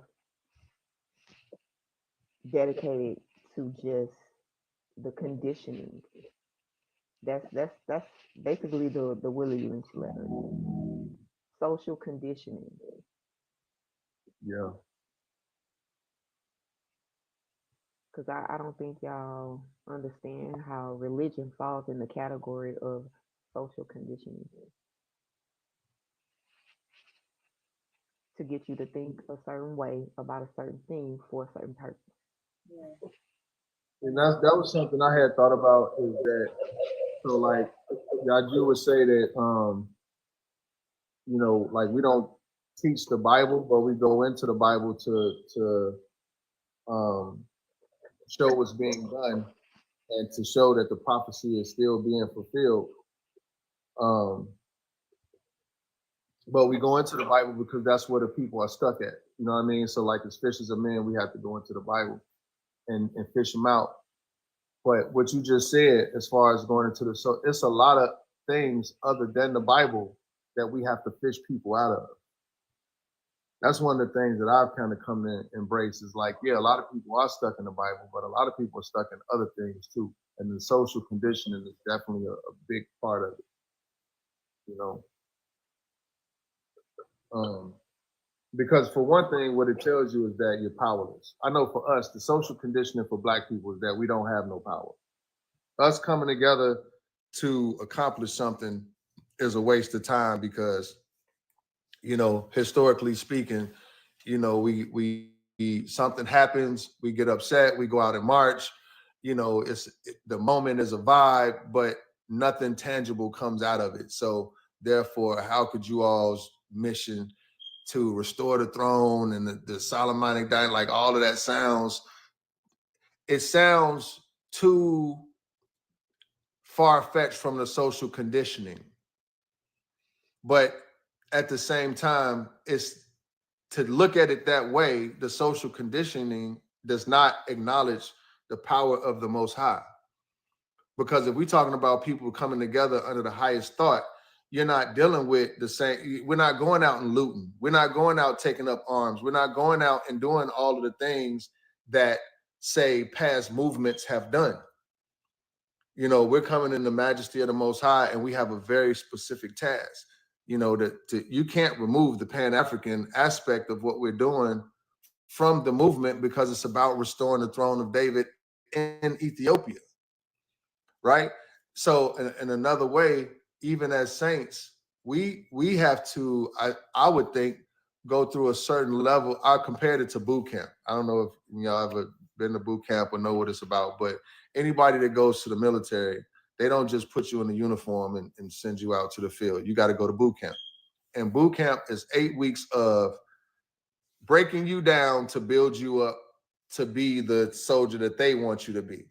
You know, whatever you came in here thinking you knew about America and the military, you don't know shit. We're gonna break you all the way down. A matter of fact, people that just come in, they call them Smurfs. You get one little jogging suit and I think a pea coat, and you wear that suit the whole time, and everybody looks exactly the same. It don't matter what walk of life you came from. If you from a rich, poor background, y'all all Smurfs. You know, and it's a psychological way to remove whatever identity you had to give you your identity. They call it, they issue it to you. They issue you your name tag. They issue you your clothes. And they don't want to see you with nothing that wasn't issued to you, right? And in a way, becoming a saint is almost a similar process where you have to be broken down and stripped of all the things that you held on to as your identity so that the Most High could issue you your gifts, you know, which basically is bringing you to a remembrance because you already have the gifts. It's just knowing that your gifts was given to you, but not for your own pleasure. It was given to you to honor the Most High, right? So when you come under Christ and God issues you that remembrance where you can then start using your gifts to support what Christ is doing in the flesh, then it's not impossible to get the results. It's not only is it not impossible, but it's already done. It's already prophesied that it's going to happen. So when you going into it with and this is where true walk of faith comes into play. All the Christians swear that they got faith. To walk with Yaju is a true walk of faith. It's not a fake version of a walk of faith where you can fashion the God to be and accept what you want. No, this is a true walk of faith because we're saying that what you're going to experience in this particular mission is going to happen in life. That's a huge claim. You know, that's and I asked Yaju this when I very first met him. I said, man, that's a huge claim, brother. Do you take responsibility for everybody that come to you and accept you as Christ, that this is going to happen? you know, at the very minimum, if not in their lifetime, in your lifetime. Because what you're saying is going to happen requires something tangible. Ain't no way around it. You saying that you're going to restore the throne of David in Ethiopia, there's no way around the fact that this is a tangible thing that people will witness. When you take that in consideration and you look at the method, he's not changing his story to get followers. He's not like leaning toward, there's a few little tweaks that Yaju could easily do to his message to get followers. Because the people tell him what it is. I love what you're doing. I love what you're doing. If you just didn't say you was Christ, we would be in one accord. That's also in the Bible, y'all. I would rock with you today, brother. If you just get off of this thinking you Christ, or the ones that say Christ is in everybody, bro, you got a gang of us, Christ is in all of us. We'll rock with you, Yaju. If you just admit that Christ is in all of us, just tell us just one time Christ is in all of us, and we'll ride with you, brother. If you like, no, this ain't about popularity. No, that ain't what it is. It's not what this is about. Yeah, me agreeing with that, then it puts this mission in the same category as everything that came before it. Right. But this is not about popularity. This is about God's will being done. You know, and the fact that he doesn't yield to these, I would call them temptations. How could you not be tempted to get more followers if your objective is to gather people? Right. You know, if that's your objective is to gather people, and the people that's coming along are telling you, I'm right there. If you let go of this vegan stuff, and if you let go of this idea that you're the only Christ, I'm with you. And for 10 years, he's had to fight whatever temptation that might come to a mere man to do those things. Right. You know, meanwhile, your Creflo Dollars and your what's the other one that everybody love out here in Texas? That was with Diddy. TD Jakes. TD Jakes, all these guys being exposed one by one, coming out. I seen one thing with Creflo Dollar telling his church, I gotta tell y'all, I've been lying to y'all the whole time. I'm like, I did what? a video on it. Yeah, I did a video on that. As a follower, some more gonna come out too. Oh yeah, they're gonna keep on, because at the end of the day, they the ones that set up the lie know the lie. Now, it takes a lot of courage to come out and say that I've been lying to y'all, or even just to say I was wrong. It takes a lot for somebody on that type of platform with that many followers to come out and say that I was wrong. Right. Now, the true challenge, if he came out and said the reality is that Christ should be among us in the flesh, and that's what I'm seeking, then that's the true submission to the will of the Most High. A lot of them know they're wrong about that, but they'll come out and say things like, I lied about the tithing part, or I lied about the Sabbath part, but they'll never come out and say, I lied about the Christ part. Right. Right. Which is kind of hilarious to me. Well, because that's the part that they're bound to keep that part of it in order to keep their churches, to keep their 501c3 status. Certain things you just cannot say from the pulpit, you know. And so when they had their little moments of clarity and they want to say things like that, it's still very much tailored to, you know, you live me, but I can't give it all. Can't give it all to you. Yeah.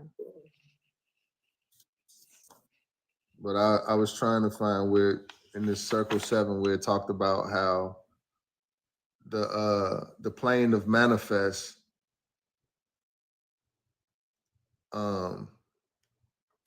I forget the words that they used were so perfect to describe how the concept of whether a thought is physical or spiritual. It just explains how it's both, you know. And that's why when Christ speaks to spirit, that's why this is a spiritual war that's being acted out by physical people. It was in the who said it now? You talking about who admitted that they was lying? That was Creflo Dollar. You got a video out right now, just spilling it. That was the next part of the conversation with AI was about faith. Faith comes by hearing, Romans 10:17. And the response from artificial intelligence was, right, here that hearing part is deep. It implies a relationship, not just information. You can read a book all day, but if you don't hear the author's voice or spirit, you miss the whole point. And that's why we talked about emptying your cup.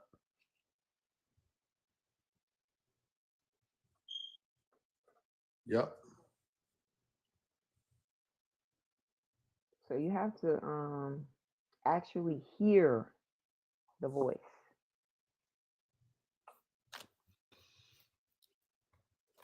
Yeah, And you know, as simple as that sounds, emptying the cup is a difficult concept.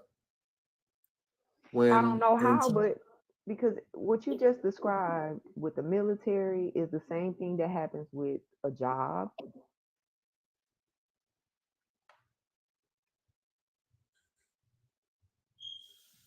You on mute. I got my phone on do not disturb, but these calls still coming through. How? I don't get We it. missed just a little bit of whatever you said, the job, and then you went mute for a little bit. Yeah, I'm like, dang, the job. When you go to a job, you don't go there with the information you learned at the last job. You don't go there with the uniform you had at the last job either. So it's across the board, y'all. You can't possibly think that you gonna have order in a worldly system, but not order in God's system. Right. Everybody just gonna show up, and you know how they say in church, come as you are. Everybody just gonna come as they are, and we just gonna all get along. Huh?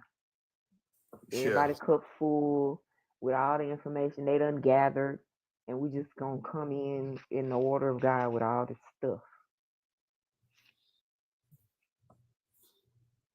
And I be wondering too, when y'all thinking about what you defending Jesus. You saying Yaju is the Antichrist, and that you defending Jesus Christ from the scriptures, and you doing this so that you can die and go to heaven.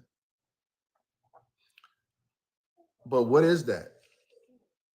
Like what is that? What is that even?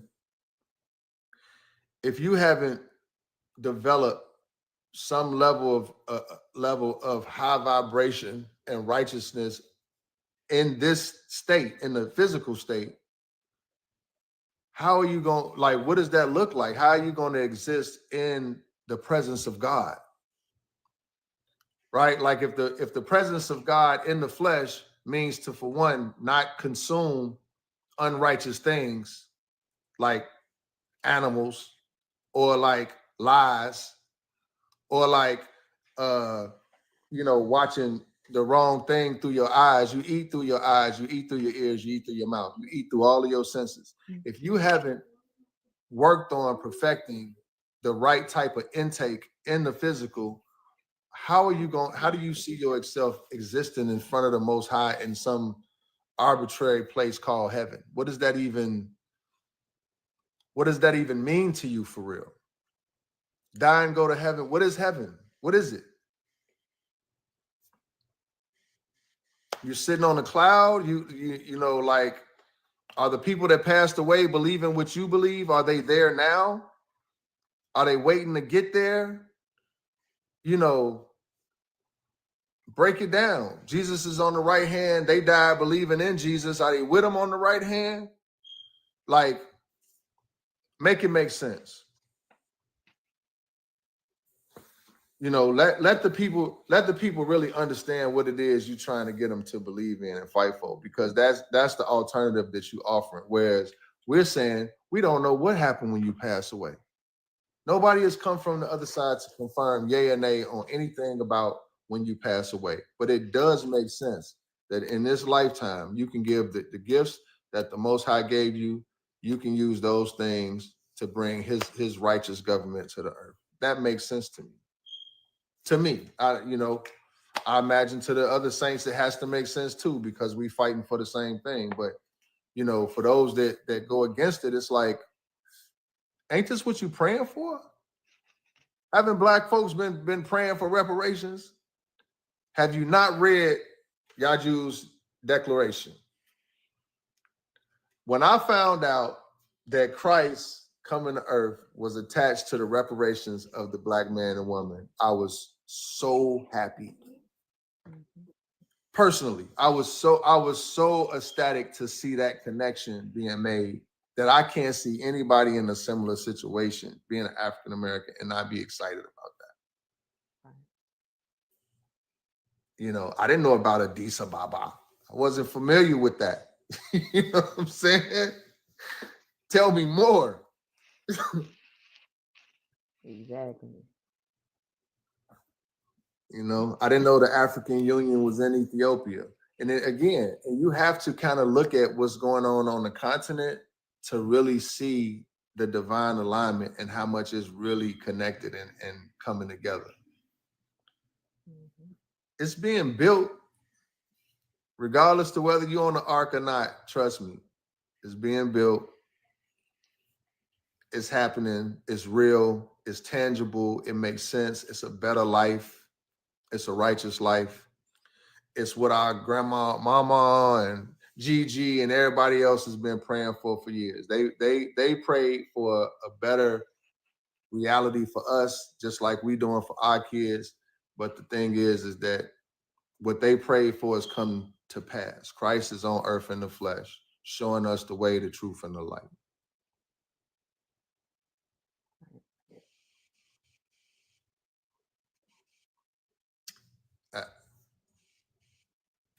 I don't know. Folks. I know y'all tired of being the face of the wrong side of his story. They made us the face of destruction, the face of toxic relationships, the face of homosexuality, the face of poverty. We have been made the face of domestic violence, the face of lynching, the face of laziness. We've been made the face of everything but the child of God. Exactly. Ain't y'all tired of that? But at the same time, everybody trying to act like us, trying to dress like us, trying to take the things that we do and put their face on it. But when we got access to it, they want to tell us that there's no value to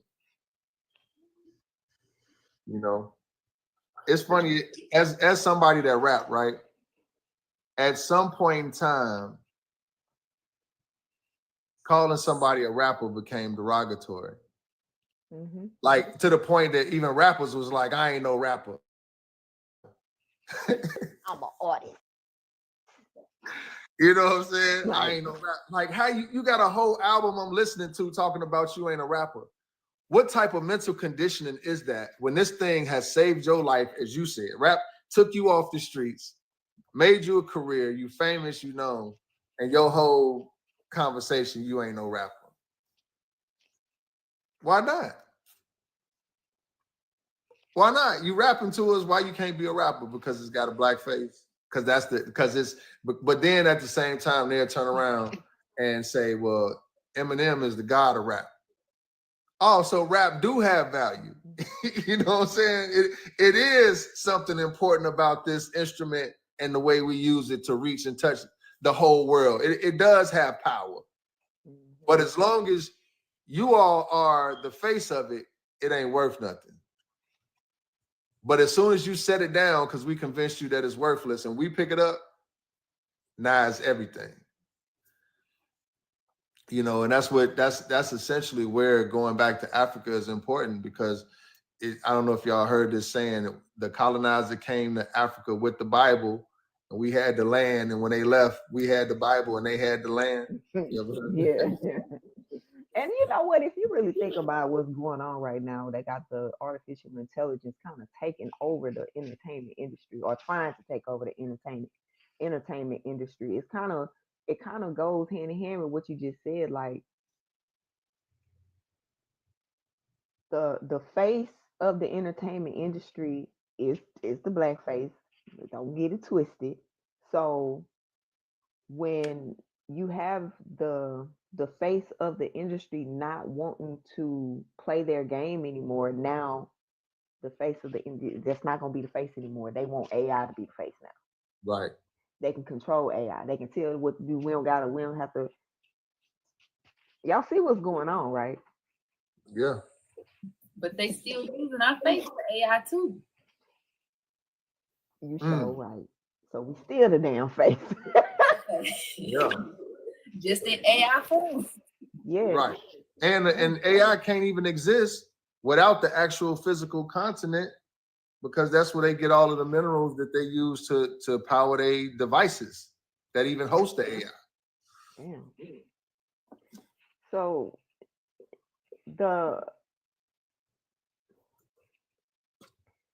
I just don't understand how y'all miss the part where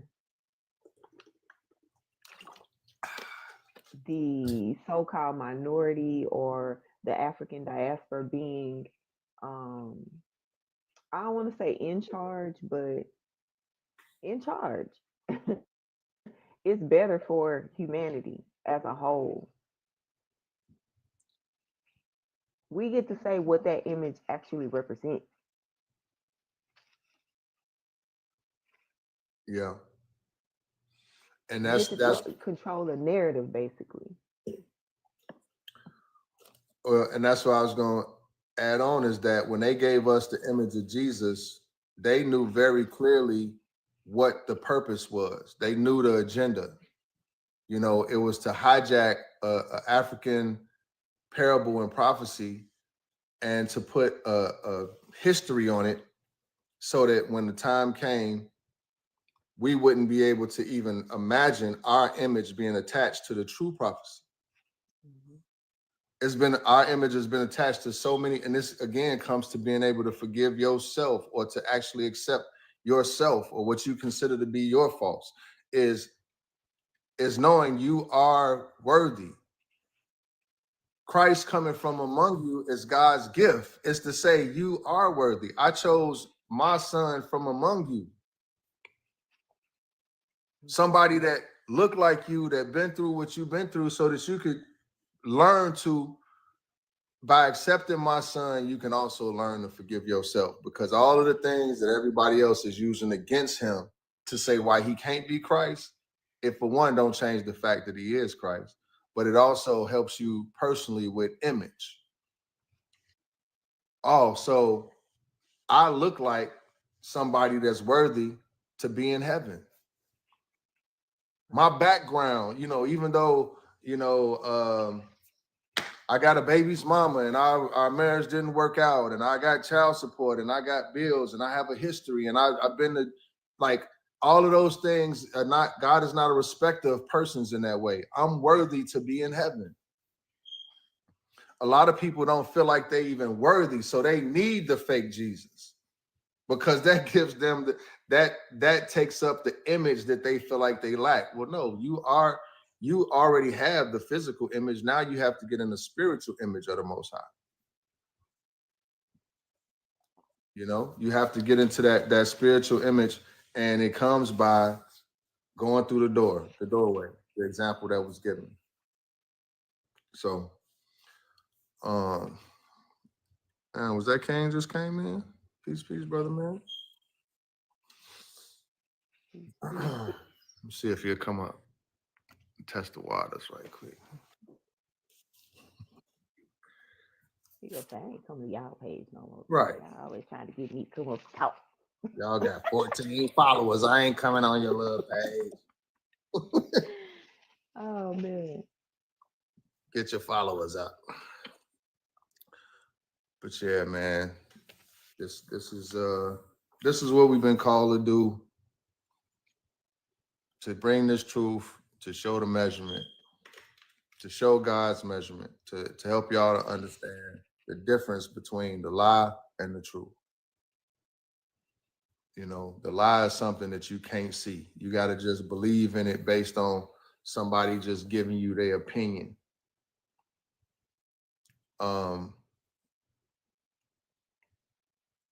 Based on they trial, they went through something, so now they feel like they the spokesman for God. That's not how God works. Mm-hmm. You know.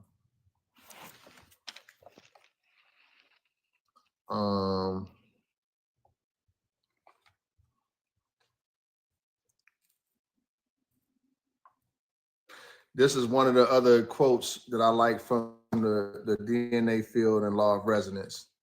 It says the individual frequency or oscillation of each individual cell can be changed through the quality of sound.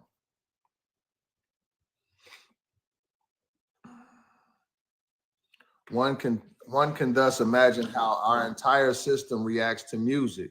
When we hear wonderful, uplifting music, every single cell in our body blossoms with a beaming beauty. The more harmonic and pure the music we listen to, the more we step into resonance with beauty and harmony.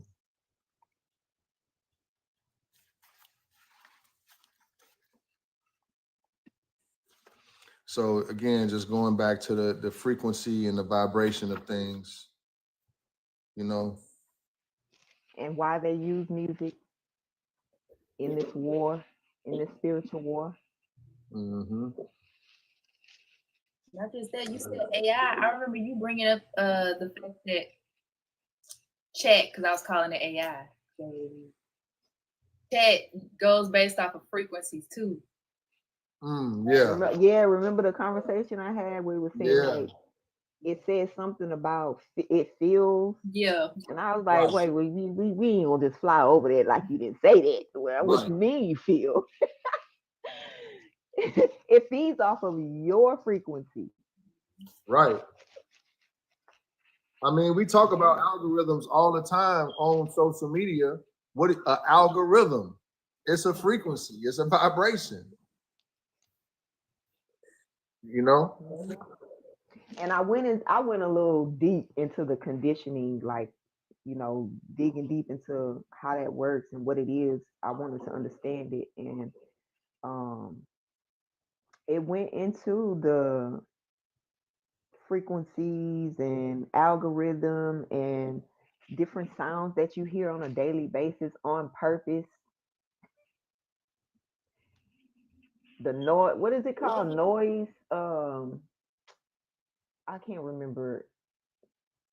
I would go to the chat, but yeah, it just went into detail about a lot of different things they use to program you to think a certain way, to react a certain way, to respond a certain way, to even think and manifest those thoughts a certain way. Right.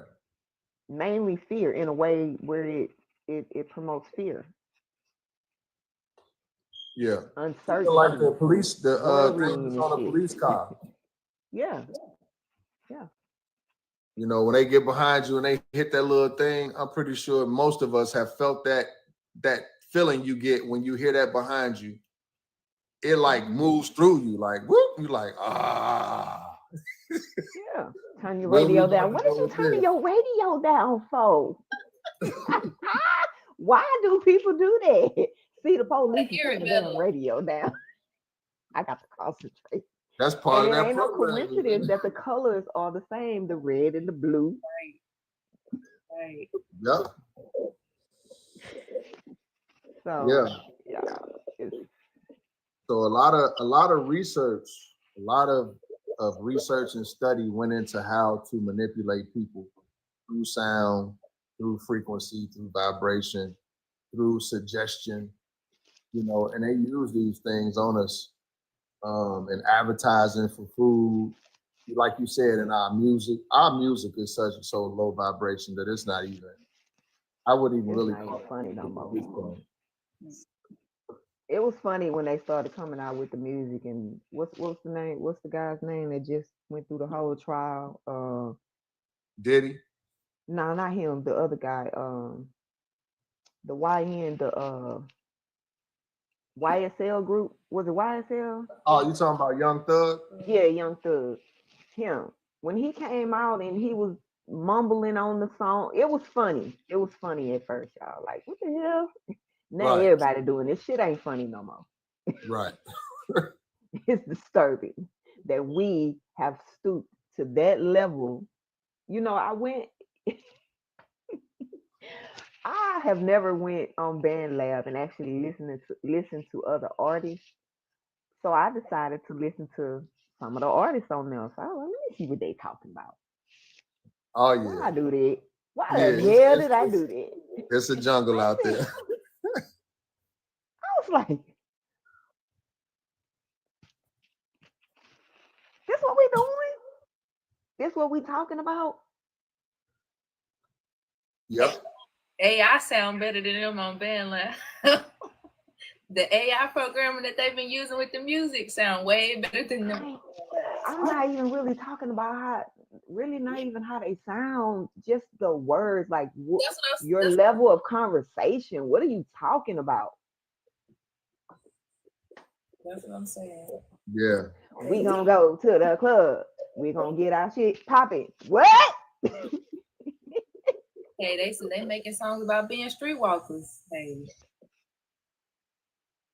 Yeah. He was a fan.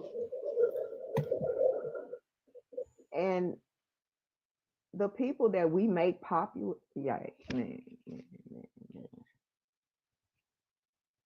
Yeah, buddy. Change has to come, y'all. Like, we really got to change the way we think. We really need to change the way we think. Most people just doing it to gain following. They don't care about what they talking about. Their heart not in it. There's no heart resonance at all.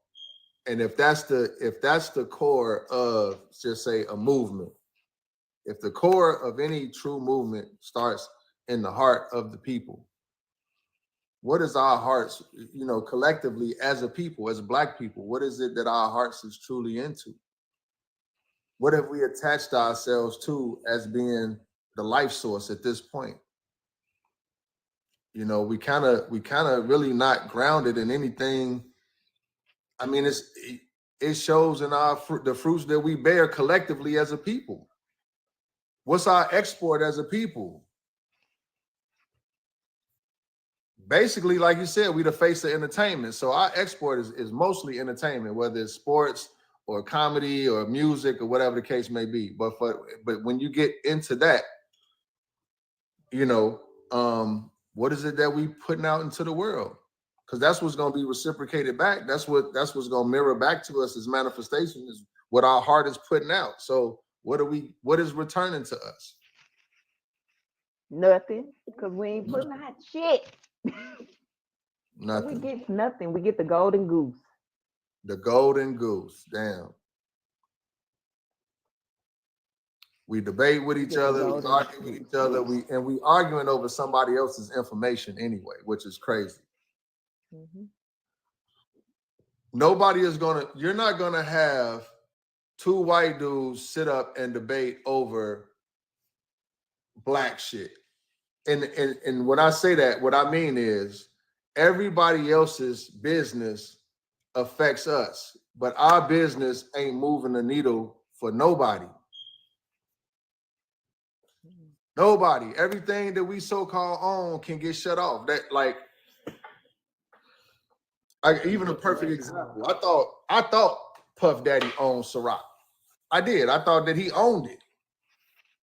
Come to find out, all of his trouble started when he tried to sue the people because they wouldn't allow him to have some ownership.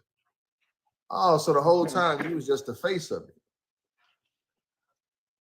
And when you wanted the illusion and the reality to match up, you got They shut said, down. boy, let me show you something. Right. You know, Let me show you who in charge, boy. that's what why they your did. boy Jay-Z got real quiet. He ain't say nothing. Mums is the word. Not a be strong, did he? You know what I'm saying? Didn't he run a whole campaign to get Meek Mills out of jail? Yeah. I'm talking about he was the face of justice for Meek Mills. Where was that at for Diddy? Shoot, Meek he is was from being the Philly. face. This your New York billionaire partner. He was being the face of y'all better act like y'all don't know nothing about nothing. Everybody in the family, we're gonna go to do this and we're gonna do this today. We're getting on these cameras and you better smile. Don't act like you cannot say shit. That nigga said, we ain't got nothing to say through the killway. Nothing. Yes, indeed. So, you Nah. know, what do we want? What is it that we want to, like, I try to appeal to people's desire to want better for their kids. If you ain't gonna do it for yourself, do you want your children to have to grow up in the same exact conditions that you had to go through? Do you want the future generations to, like, we have to leave them something to build on for them to build, because guess what? The little Asian babies that's between 2 and 3, you know, if we saw what the other cultures was doing with their kids, we would understand how much we setting our own children back. They're going to have to match up to the culture of these other kids that's learning AI, that's learning crypto, that's learning nutrition, how to cook, how to grow food, like in mass. They're preparing their children in ways that we have to come up with a way to equip our children as well, you know. So but it starts, I guess, with the changing of the mind of the parents, the adults. But according to Willie Lynch say they focus was on the young mothers and the children. They wasn't even worried about the old Negroes on the plantation. You know, you take one out the bunch, beat the crap out of them in front of everybody, tar and feather them, time limbs on each end to different horses, and have them snatch them apart in front of the men, the old men. From that point on, you ain't got no problems out of them. They don't want none of that smoke. You do this in front of the pregnant women so that the fear, like that police light, you know, they hear that whip, whoosh, it's like that police siren. Like, man, he ain't even got to use it. He just cracked the whip up against the tree, and that fear just run through your whole body. You do that to them while they're pregnant, and then their children learn that fear instinctively while they're in the womb. That's some diabolical shit. But think about it. They doing it to the daddies, and you know the men make up the woman's womb too. So it's already predestined in the man. That's how it's set up to be, and it continue on to be like that nowadays. Yep. And they say when you do this, a mother that gives birth to a brave young son, she will teach that son to be subservient and quiet for his protection. So now they're training the girls to be the ones to speak up and stand up and be brave, and teaching the boys to be subservient and quiet. And then you look at society today, if you can't see the gender reversal training that's happened, if you can't see it, it's almost like you don't want to see it. But it's so abundant and so obvious that it's like, man, whether you think Willie Lynch is historically real or accurate, you cannot deny that syndrome, the things described, are very prevalent, you know, in our communities. And I don't even know what, like, I hate to sound like, you know, we don't have no communities. Like, yeah, we have communities and we come together and do things. But, you know, one of the things I love about our platform is we bring diversity. You know, we like to laugh and enjoy each other's company, but we talk about things that are relevant and practical as well. And having time together to hang out and to line dance and all the shit we love to do to have a good time, awesome. That's great. But we got to diversify our portfolio as a people. We really do. We have to really start looking into other aspects of things that affect our lives. We need to understand how the things happening on a global stage affect us, how the macrocosm affects us on the microcosm. Because then you'll start to understand that us coming together, starting off small, everything starts off small. Perfect example with hip hop. They said with hip hop, it was going, when it first started, they said it'll last 10 years, that it'll be gone in 10 years. This was back in what, 1980. So according to the projection of the powers that be, by 1990, nobody even be talking about rap music. Here we are in 2025. You hear break beats in Benz commercials. You know what I'm saying? You hear hip hop influence in dishwashing soap commercials. Like it's literally, you can't turn anywhere without it. Exactly. So our ability to influence is clear. I mean, if we can have that great of an influence from the bottom, imagine what our influence would be coming together righteously and being in our proper person, with our righteous image and our righteous purpose aligned with the Father.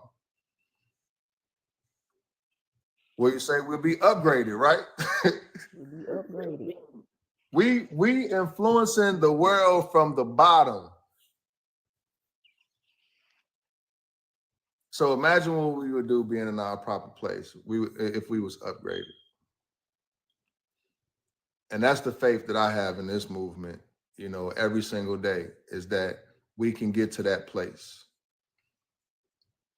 You know, Our highest thought, our highest our thought. highest form of thinking. That's, get to that place. I heard somebody telling Yaju, he was talking to somebody. He's like, brother, can I speak? And dudes, you ain't my brother. And I'm like, have he done something to you? You know what I mean? Like, what has he done to you? Why can't he be your brother?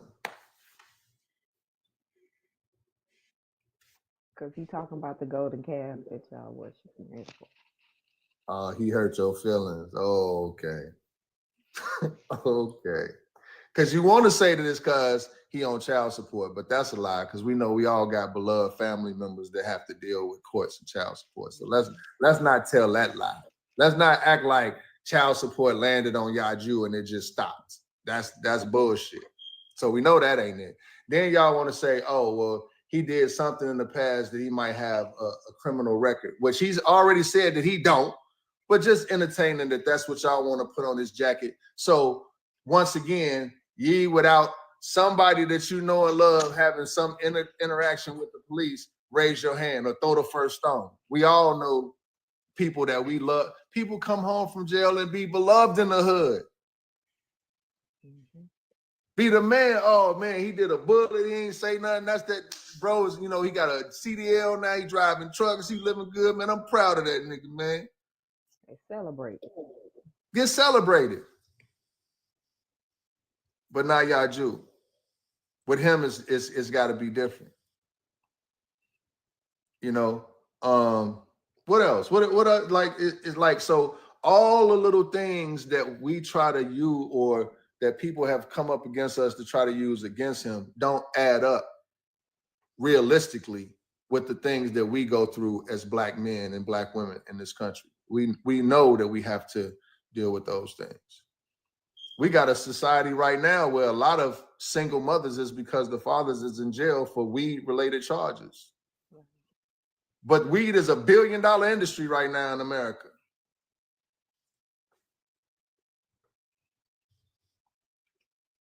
That's When we why I had it, it always was a say, crime. these rules were made to be broken.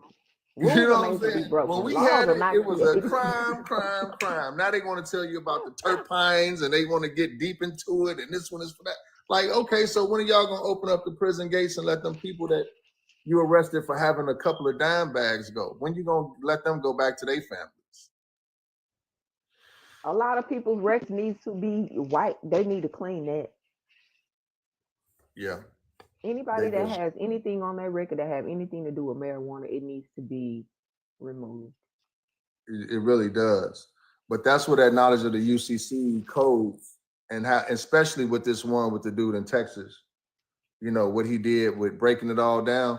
I'm still, you know, not fully knowledgeable, but knowing that these people are locked up based on a straw man, I think will be a good argument to do exactly what you said. Really start addressing, look, if for one, it's not just, there's no justice in these people still being in jail for non-violent weed-related crimes. That's BS for one. But then for two, they're not even locked up. Their physical person is being locked up based on the straw man system, which is the UCC ones. So I'm like I said, I'm not fully knowledgeable, but I'm just looking at it because that's, I think in this exodus to back to Africa, one of the things that I'm like, man, we can't forget our brothers and sisters that's behind bars, because that system is so corrupt. How you gonna have a privatized prison industrial system for the United States? You know what I'm saying? But then the Federal Reserve is privatized. So when you really start looking at it, like, damn, none of this shit is really connected to a real nation anyway. It's like a makeshift institution. Yeah. And your boy Trump steady signing executive orders. What did he just say? We just signed a peace agreement between Congo and I want to say Rwanda, but I might be wrong. But at any rate, Congo and some other African nation, according to Trump, they just been having a vicious, violent war for years. And America came over there and finally got them to sit down and shake hands to play nice. But America gets, and he slipped this in real smooth. And he said, and of course, you know, with this agreement, the U.S. gets mineral rights in the Congo. See, man, what? Yes. That is so smooth. Cause he just be talking. That's why He he put just some conditions, but you see Yeah. how he's starting to separate himself from the United States. So That's the whole point that I'm making. slash the United States, but you the president. Right. Correct, because that's what the prison industrial / United States, Exactly. the District of Columbia / the United States, the Federal Reserve / the United States. Now he's trying to get rid of the 14th Amendment to make America great again. If we don't see how much that we need to come together and form our own nation and have a plan in place for our future, there's no amount of talking that's really going, it's almost going to take to be in that situation for a lot of people to have their eureka moment. They literally have a gonna have to voice. hit rock bottom and be like, oh, that's what y'all Jew was talking about. All right, nigga, you late. That's what I was Now saying. you in Guantanamo Bay some damn where trying to figure it out. Sorry about that. Sorry about that. No, we wasn't talking about freeing Guantanamo. We trying to free the Negroes that's in the county. If you was in Guantanamo Bay, you had a chance. You was out, you was free, you heard us, you went up against us, you had your chance. We talking about the ones in the county for weed charges. They did come out with a documentary in, I think, like 2019. Let me remember. I think it's called Grass is Greener, if you've ever seen it or heard of it. I'm gonna write that down. Because I think in that documentary, it was talking about how, you know, the laws still from like jazz musicians being prosecuted for having like a joint or something on them. Mm-hmm. And then it becoming like federal because they couldn't gain control over it. So they made it their business to make it seem like the flower is a problem and it's creating mental instability in people. So they try to loop it in with all other drugs that they're pushing out themselves. Right. They try to the same as heroin when we know that not. It's scheduled. So they tried to make weed into like a Schedule II drug when it's really just a herb. Mhm. Yeah. Because That's I believe it was a man that I think got locked up for 13 years because he had like $5 worth of flour on him, oh wow. but he only served like eight years. But still, 8 years for a freaking dime bag or 7 grams of weed is crazy. That's known for $5 on the street. 13 years for that. That's crazy, especially when you know the same cops will pull over certain people, find stuff on them, and just confiscate the drugs and let them go. Exactly. Y'all get on out of here and stay out of trouble. Now it's a misdemeanor. Right. But that person's still in jail while the laws done changed. Okay. And brother, I don't know. I think it was on Netflix. I don't know if It's on Netflix. I'm reading it right now. It says experts examine the way that racial bias has affected America's war on marijuana, plus a look at the plant's influence on music and popular culture throughout history. Yeah. So it lit up jazz and hip hop and ignited a war on drugs steeped in racial injustice. Yep. There's a lot of cases that they tried to tag it to make it seem like that person was going crazy when they did what they did. Yeah. Yeah, definitely look into that. Grass is green. Okay, I'm gonna have to check that out.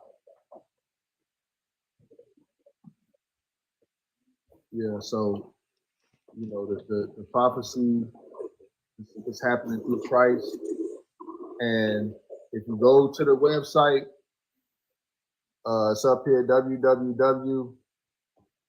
Oh, damn. Oh, it's there. Live restricted from some audiences. Your live contains themes that some may find uncomfortable and has been restricted. What?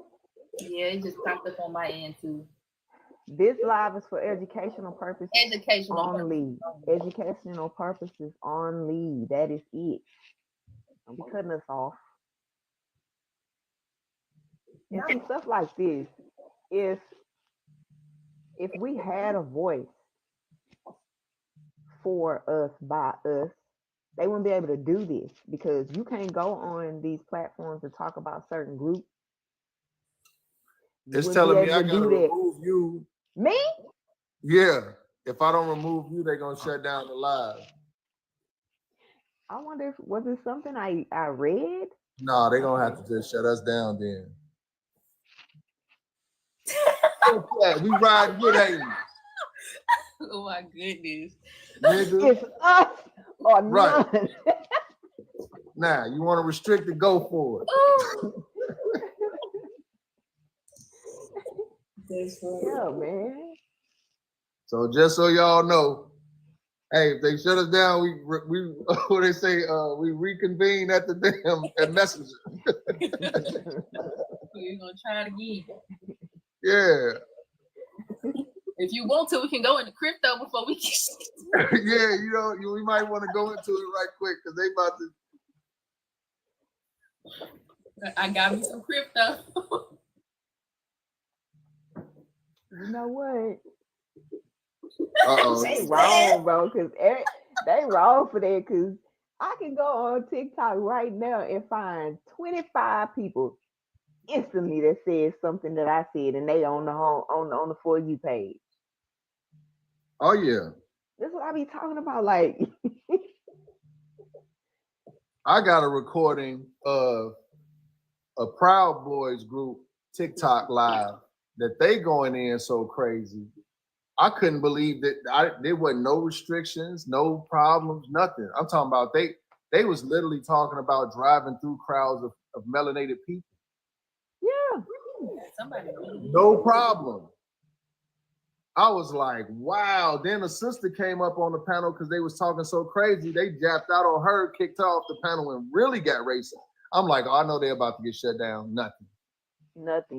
Man, Nothing. you remember when I was on the panel where they were talking about doing bodily harm to us? They didn't get shut down. I mean, just flat out saying what they were going to do to us. Right. Didn't get them. Yeah, that's They didn't crazy. shut it down.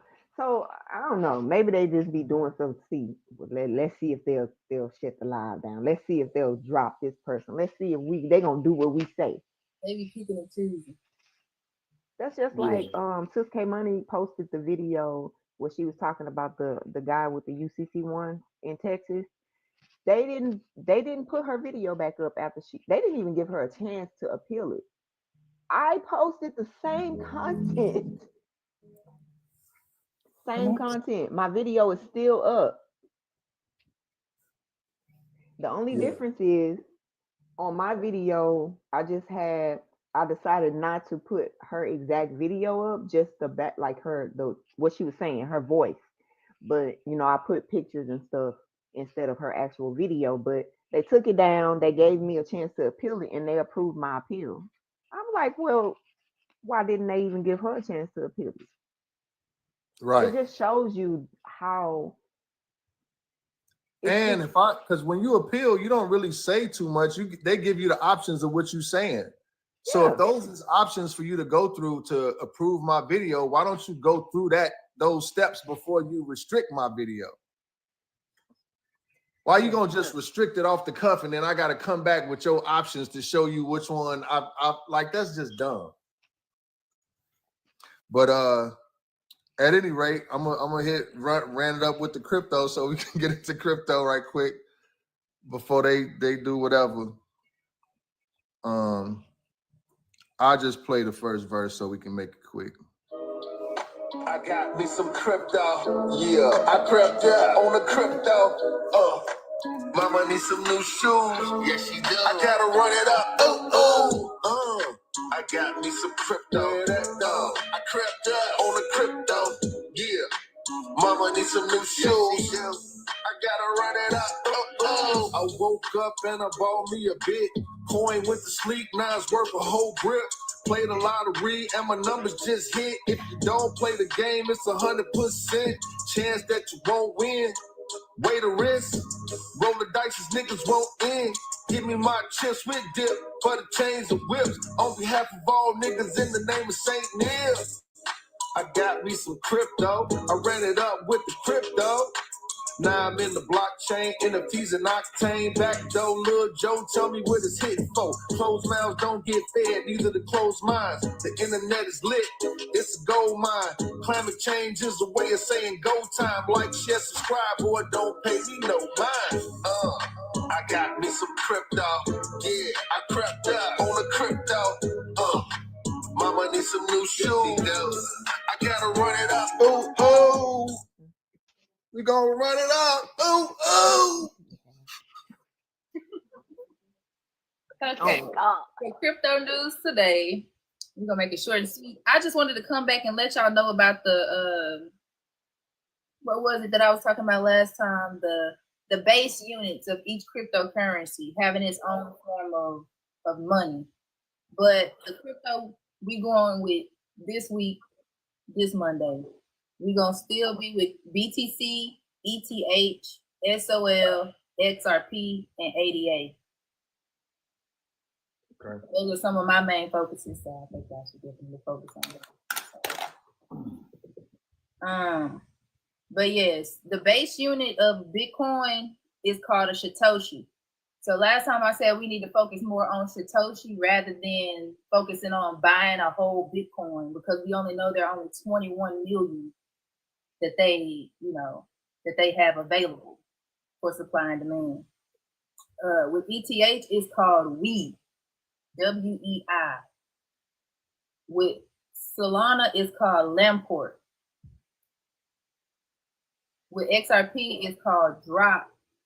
And with ADA, it's called Lovelace. Lovelace, yes. And those are called the base units.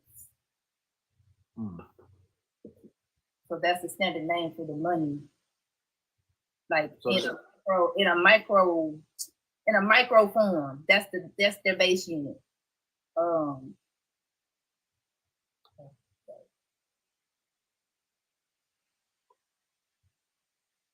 Now, I said last slide that 1970s is basically the development of cryptocurrency. Not that Bitcoin was just established in 1970, but they had to have some type of steps to get to where they are now with Bitcoin. So there was other stuff. There was other stuff before Bitcoin became so diverse. So much. Let me slow down. Okay, so 1970 saw the development of public key backbones for cryptocurrencies. So like the security behind cryptocurrency, like all these things leading up to Bitcoin happened before Bitcoin are now used to implement Bitcoin. So of course it was established in the 70s, but it wasn't called what it's called today. You have 1976 Hellman with the key exchange. Like, I just wanted to make note of all these things that happened prior to 2008 when crypto was actually broadcasted. Because Bitcoin is the first of cryptocurrency. And a lot of people don't know that, but they had to have something going on in the back end to have it established already come 08. Right. So if you've ever heard of eCash or DigiCash, stuff like that, because in 1977, RSA created the algorithm that basically enabled secure digital communication. So when you were talking about frequencies, cryptocurrency is behind frequencies too. Because I was trying to figure out what is the supply and demand of Bitcoin? Why was it established? And it was established because it's used to send funds peer to peer without having to even have a bank in the midst of it. So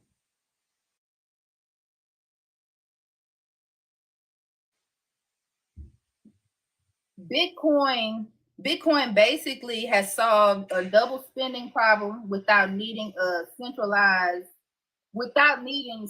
authority, which is a bank, using peer-to-peer network and blockchain technology. So that's why I say, even though you may not be able to buy a full coin of Bitcoin, just continue to hold Satoshis. Because not to just go into the deep history that I had to research to find, Bitcoin gonna be around. Bitcoin been around, and it's gonna continue to be a part of the supply and demand, because the people, we make up the market. We are showing and presenting what we're putting our money into. So the more that we require Bitcoin, the more Bitcoin is going to continue to surpass. The more we require XRP, the more it's going to continue to build up. Like, we literally don't realize how much we make up the market.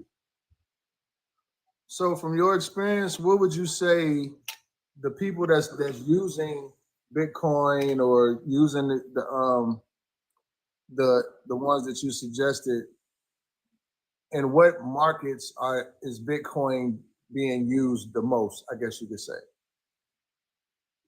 You say in what markets? Yeah, like what kind of transactions is Bitcoin the biggest in playing a part in at this point? What is like, going right now? Like being able to convert into something that the bank can't take over.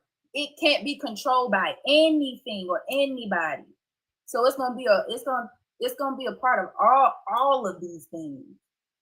I don't know who's doing more than what, but it's gonna be a part of all of these things that's going on. Okay. Well, okay, because I don't know maybe if I'm asking the question the best way or what I'm trying. So basically, I guess what I'm asking is, like, the people that own the majority of Bitcoin, are they basically just buying it and sitting on it? Or is Bitcoin big and say, like, you know, the oil industry, you know, oil people like to transfer money with Bitcoin, or, you know, people that deal in minerals, they like to deal in, like, is there a market that is the most prevalent in right now? Or is that's not public knowledge per se? Honestly, that's a good question, because from my understanding, it's a market within itself. So a lot of people are just investing in it as for security. And it's for security because it's peer to peer. Like, it may be a lower cost of me sending it to you than rather than sending it to this person. Or it's an exchange in a way too. Right. Because instead of me sending you my XRP, if you got Bitcoin, let's exchange that and it'd be cheaper. Right. So basically, it's kind of almost like if somebody was going to invest in stock to secure funds, instead of stock, they might add Bitcoin or some other cryptocurrency to their portfolio, not to necessarily use it to buy gas or to go to the restaurant, but to really just kind of hold on to it as the dollar and everything else is going through whatever changes it's going through. Yeah, because out of $9, let's think about it. Out of $9, you're only putting up $1 for each. Let's say you're putting up $1 for each trade, so you're making money back off of that $1 that you put up out of the $9. Mm-hmm. So it'd be like that. Right. It's more of a safety net. But at the same time, your money is still working for you, just sitting there. Yeah. It's better than you keeping cash to yourself and it just getting old. Right. But yo, I just opened sense. a whole rabbit hole. What happened? About what y'all just talking about with the banks, because you said something that made me think about, how crypto is really getting rid of the middleman, which is the bank, the banking system that charges you fees to transfer money. That's what really started it. But I want you to finish first, because this. You just said what I said in the most simplest form. I just wanted to try to break it down without going into like trade or crypto talk. Yeah. But She's keeping it in layman's terms for us, y'all. Mm-hmm. The market is what is that right now? I said the market is people, a collection of all buyers and sellers interacting in real time to decide how much something is worth. So where we place our money and they see where we place our money, it continues to go up or it continues to go down because we are the consumers. So at the end of the day, we do make up the market. So when you were talking about stocks are like a liquid financial asset because it only becomes important once you liquefy or liquidate the money that is pertaining to that particular stock. Other than that, it doesn't have a value unless you're holding it. Right. But that's the difference between stock and crypto. Like crypto, you still got value holding it, but you're going to continue to want to hold it because it's going to bring more value. Right.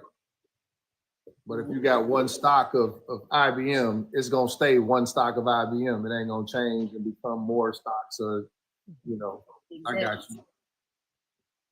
So it is all about what we invest in because we do make up the market. But yes. I'll say the cryptos one more time. I hope I didn't confuse nobody. If I did, please do your own research. This is not financial advice.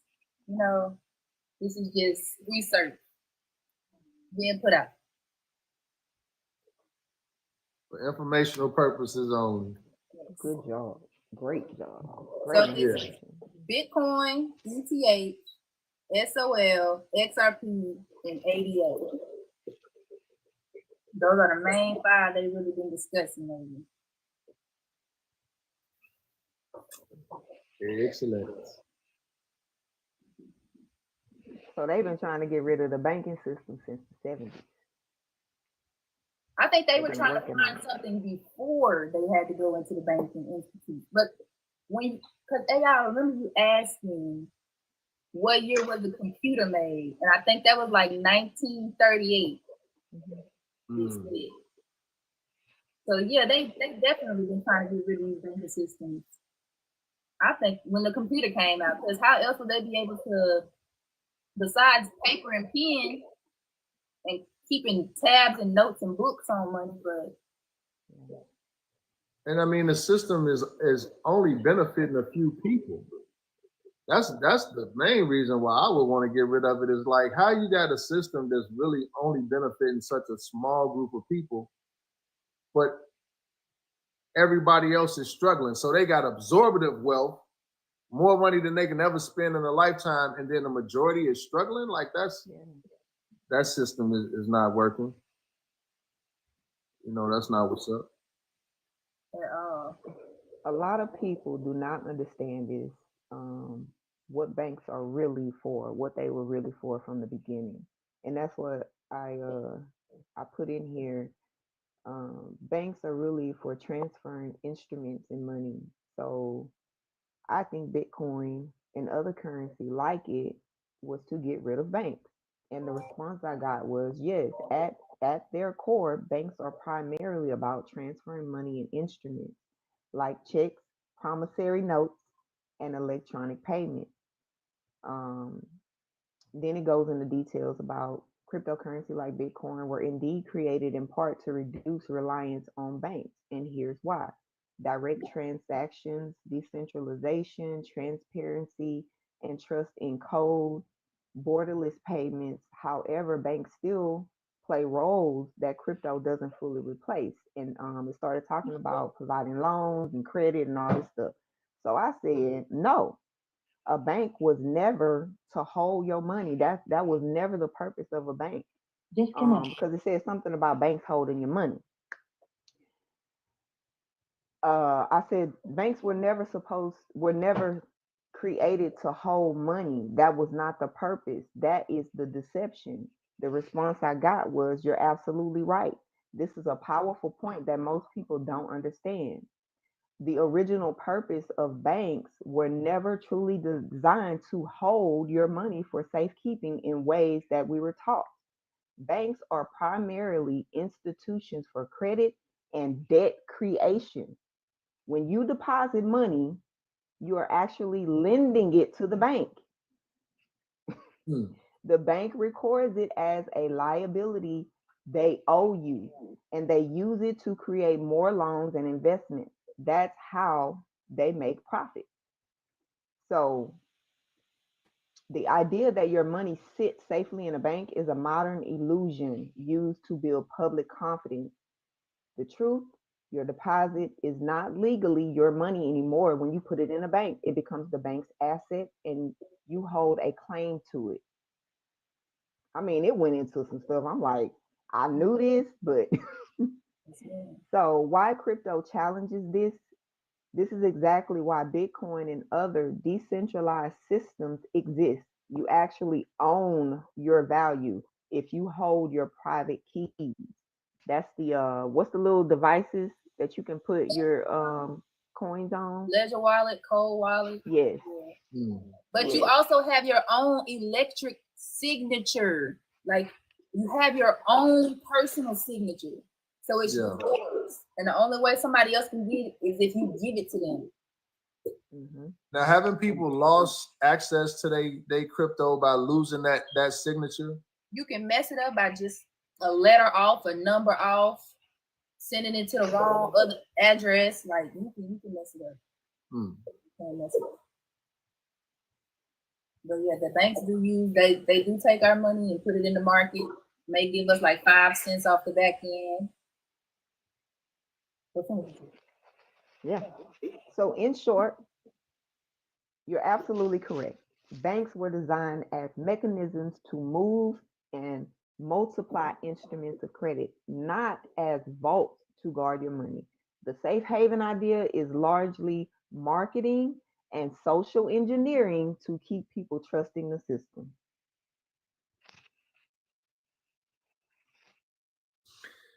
Once again, the social engineering part, don't let that go over y'all head. Don't let that go over your head. That's a big part of what the whole discussion today has been about, the social engineer, the frequency. Them putting out that frequency that make you think something that's not real. Now, the part where it said, let me go back to it, where it says that banks, the primary use of a bank was to transfer money in instruments like checks, promissory notes, and electronic payments. Y'all, if you go to a bank, they will never tell you that they transfer instruments like promissory notes. They try to tell us that that's not true, but they lying. They do that. This is what the bank this is what the bank was created for real, because that's how they built their wealth. Instruments. Mm-hmm. And a quick little sidebar, Bridget, I think you was right. They just wanted to see if we was gonna stand with Haley or if we was gonna just drop her off the panel. Because ain't nothing else popped up since then. So Yeah, man. we showing y'all unity in real time, damn it.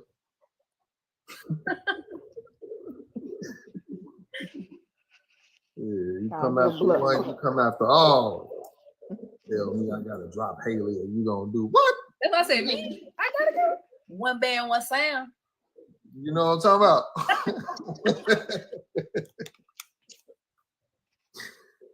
Hell yeah. What's that from Drumline? Yeah. One band, one sound. That was a good movie though, I ain't gonna lie. That was a good one. One band, one sound. That's what's up. I will tell you, radical skedaddle or something like that.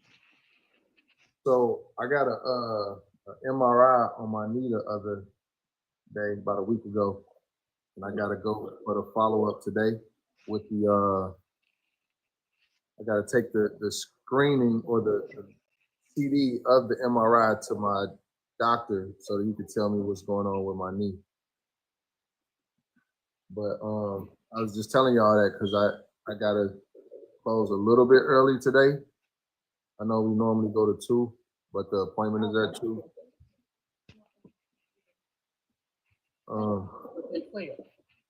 Huh? I said you could have told us that it 12. Yeah, you could just say, "Hey, we gonna have to end live kind of early today."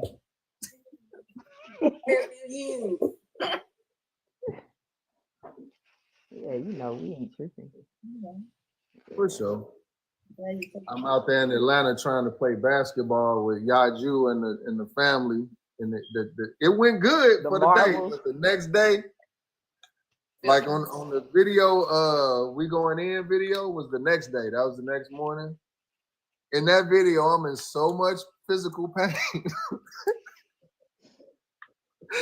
I'm in so much physical pain that I can't even really move. Like Yaju was like, "Why you look so stiff in the video?" I'm like, "Bruh, if I could tell you how much my knee was killing me during that day, whew, I had to power through it."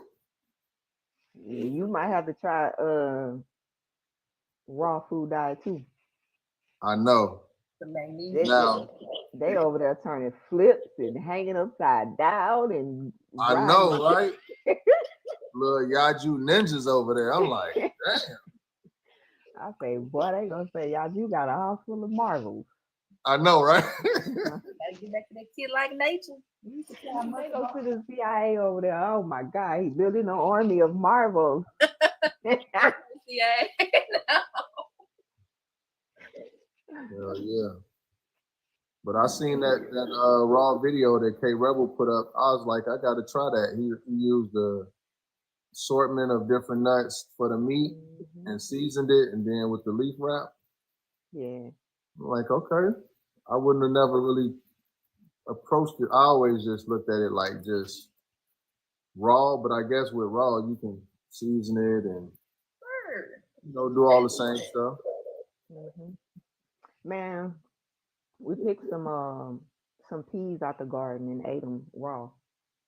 Picked them, took them out of the thing and ate them raw. They was actually kind of sweet. Yeah. Really good. Yeah. Really good. I'm like, damn. It's actually pretty good. Some black eyed peas, they were raw. Straight out the garden. They not black eyed peas, what are they?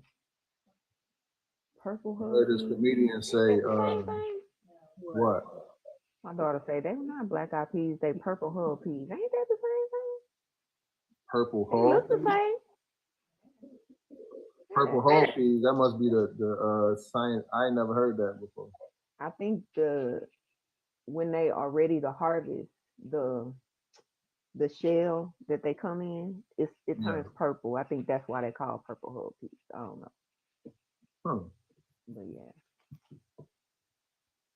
I can say that So when you do your garden, do you have to go and buy soil, or do you use the soil, the regular soil around the house? Just regular soil.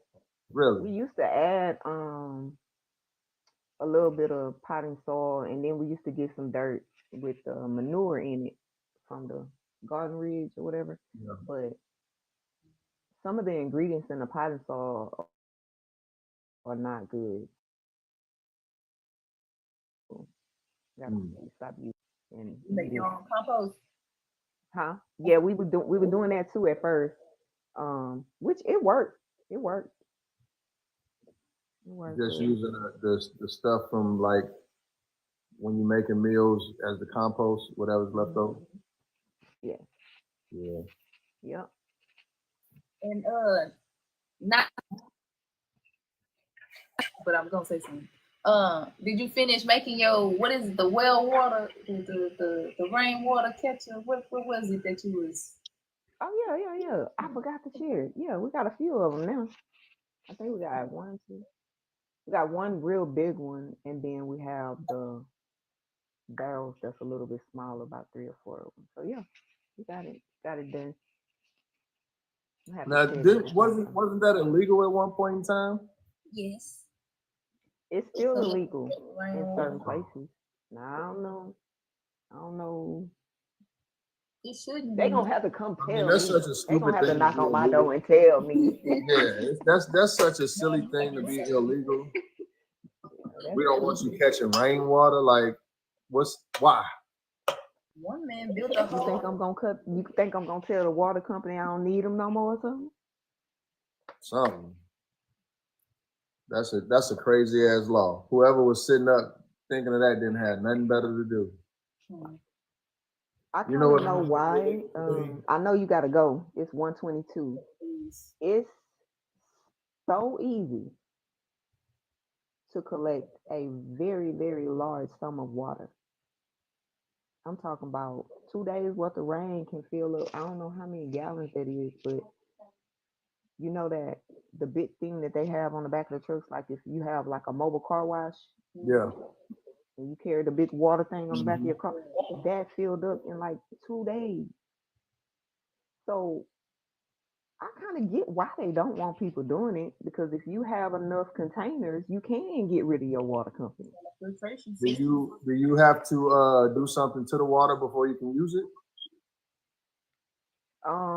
No, not if you have the right container and you don't, if you keep it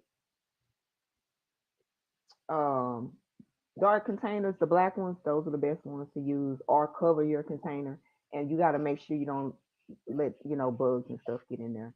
But they got Berkeys. You can go buy a Berkey, and you can also create your own filter system with just sand, rocks, and coal.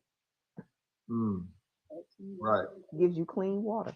So I mean, if you're gonna just take a bath with the water your garden, stuff like that, no, you could just use it. But if you're gonna drink it, yeah, I would definitely purify it. Oh, okay. Did you ever taste it? No.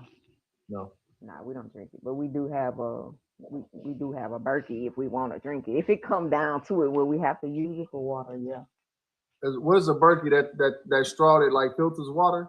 I thought that was a life straw. No, the Berkey, yeah, that's some kind of straw, but it does basically the same thing. The Berkey is the actual machine that cleans the water. Oh, okay. And they got tabs you can put in the water to clean. That too. Damn, the time went kind of fast today, man. It did. That's crazy. Well, they didn't shut us down, so we won that war. Woo, woo. Mama needs some new shows. And, we covered some good topics as usual. I hate to cut the live because it did go kind of fast, but I do got a little doctor's appointment, so Thanks to all the family for coming in and supporting. This is Texas Rise and Shine. If you want to know more about the family and what we're doing with the Nagus Kingdom, you can go to the website, www.yajijudah.com. And we're here every Monday from 10 to about 2.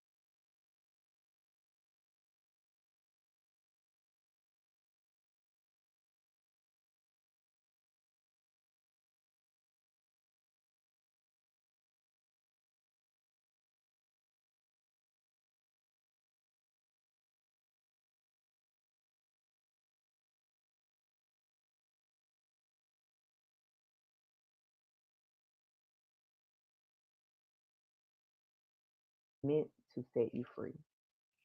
ChatGPT be on it, man. Yes, you do. I don't know And, if y'all can see me when I go over there, but I'm listening. I'm like, damn, your ChatGPT is different. all I said was, all right, give me something to lead the people with today. Are you serious? All I said was, that's all I said. I said, give me something to lead the people with today. And that's what it gave me. And a scripture too. What's the And scripture? you shall know the truth, and the truth shall make you free. John 8, verse 32.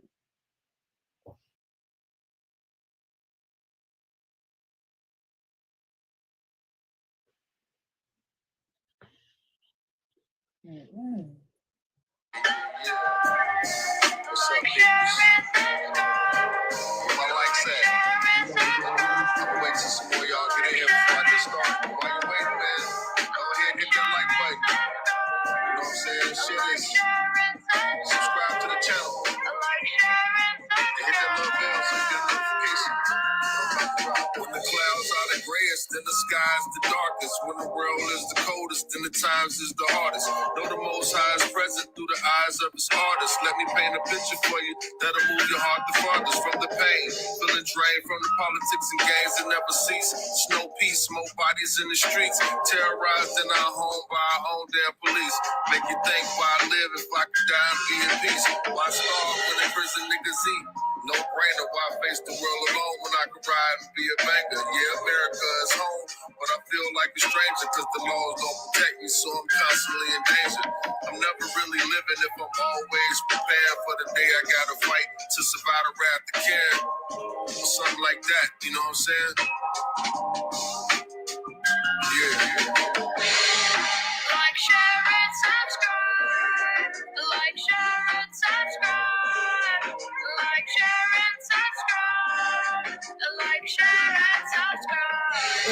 Like, share, and subscribe. Like, share, and subscribe. You know, just want to stand and like, share, and subscribe. Keep taking it, you know? And to the mothers and the fathers and the brothers and the daughters and extended family members that's in no specific order, listen up. This is it. It's a blitz on the real. If you ain't with the shits, you should split. We don't wave the white flags. We get all up in the mix. We got bricks. We got stones. We got sticks. Words could never hurt them, so they say, but they gon' say whatever to whoever, however, and whenever that it fits. I never call it quits. I call it how I see it in this bitch. I walk it how I talk it. I stand on real shit, and I'm never gonna get off it. I ain't afraid of death, but I still haven't lost it. I move like a boss, and my lanes will never cross it. Keep it moving till the enemy exhausted. Depression got me numb, like my arteries is frozen. That's the cost of being chosen. When the views are agnostic, and your guarantee is golden. Like, share, and subscribe. Like, share, and subscribe. Like, share, and subscribe. Like, share, and subscribe. Like, share, and subscribe.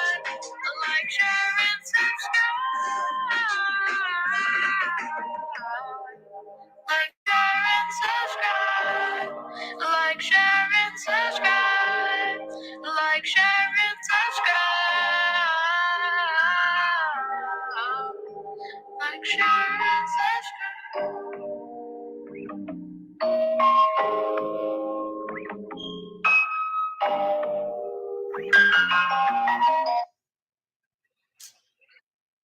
Yes, indeed. See y'all later. Make sure y'all come back next week so we can bust y'all head up with this truth. With this. All right, peace out.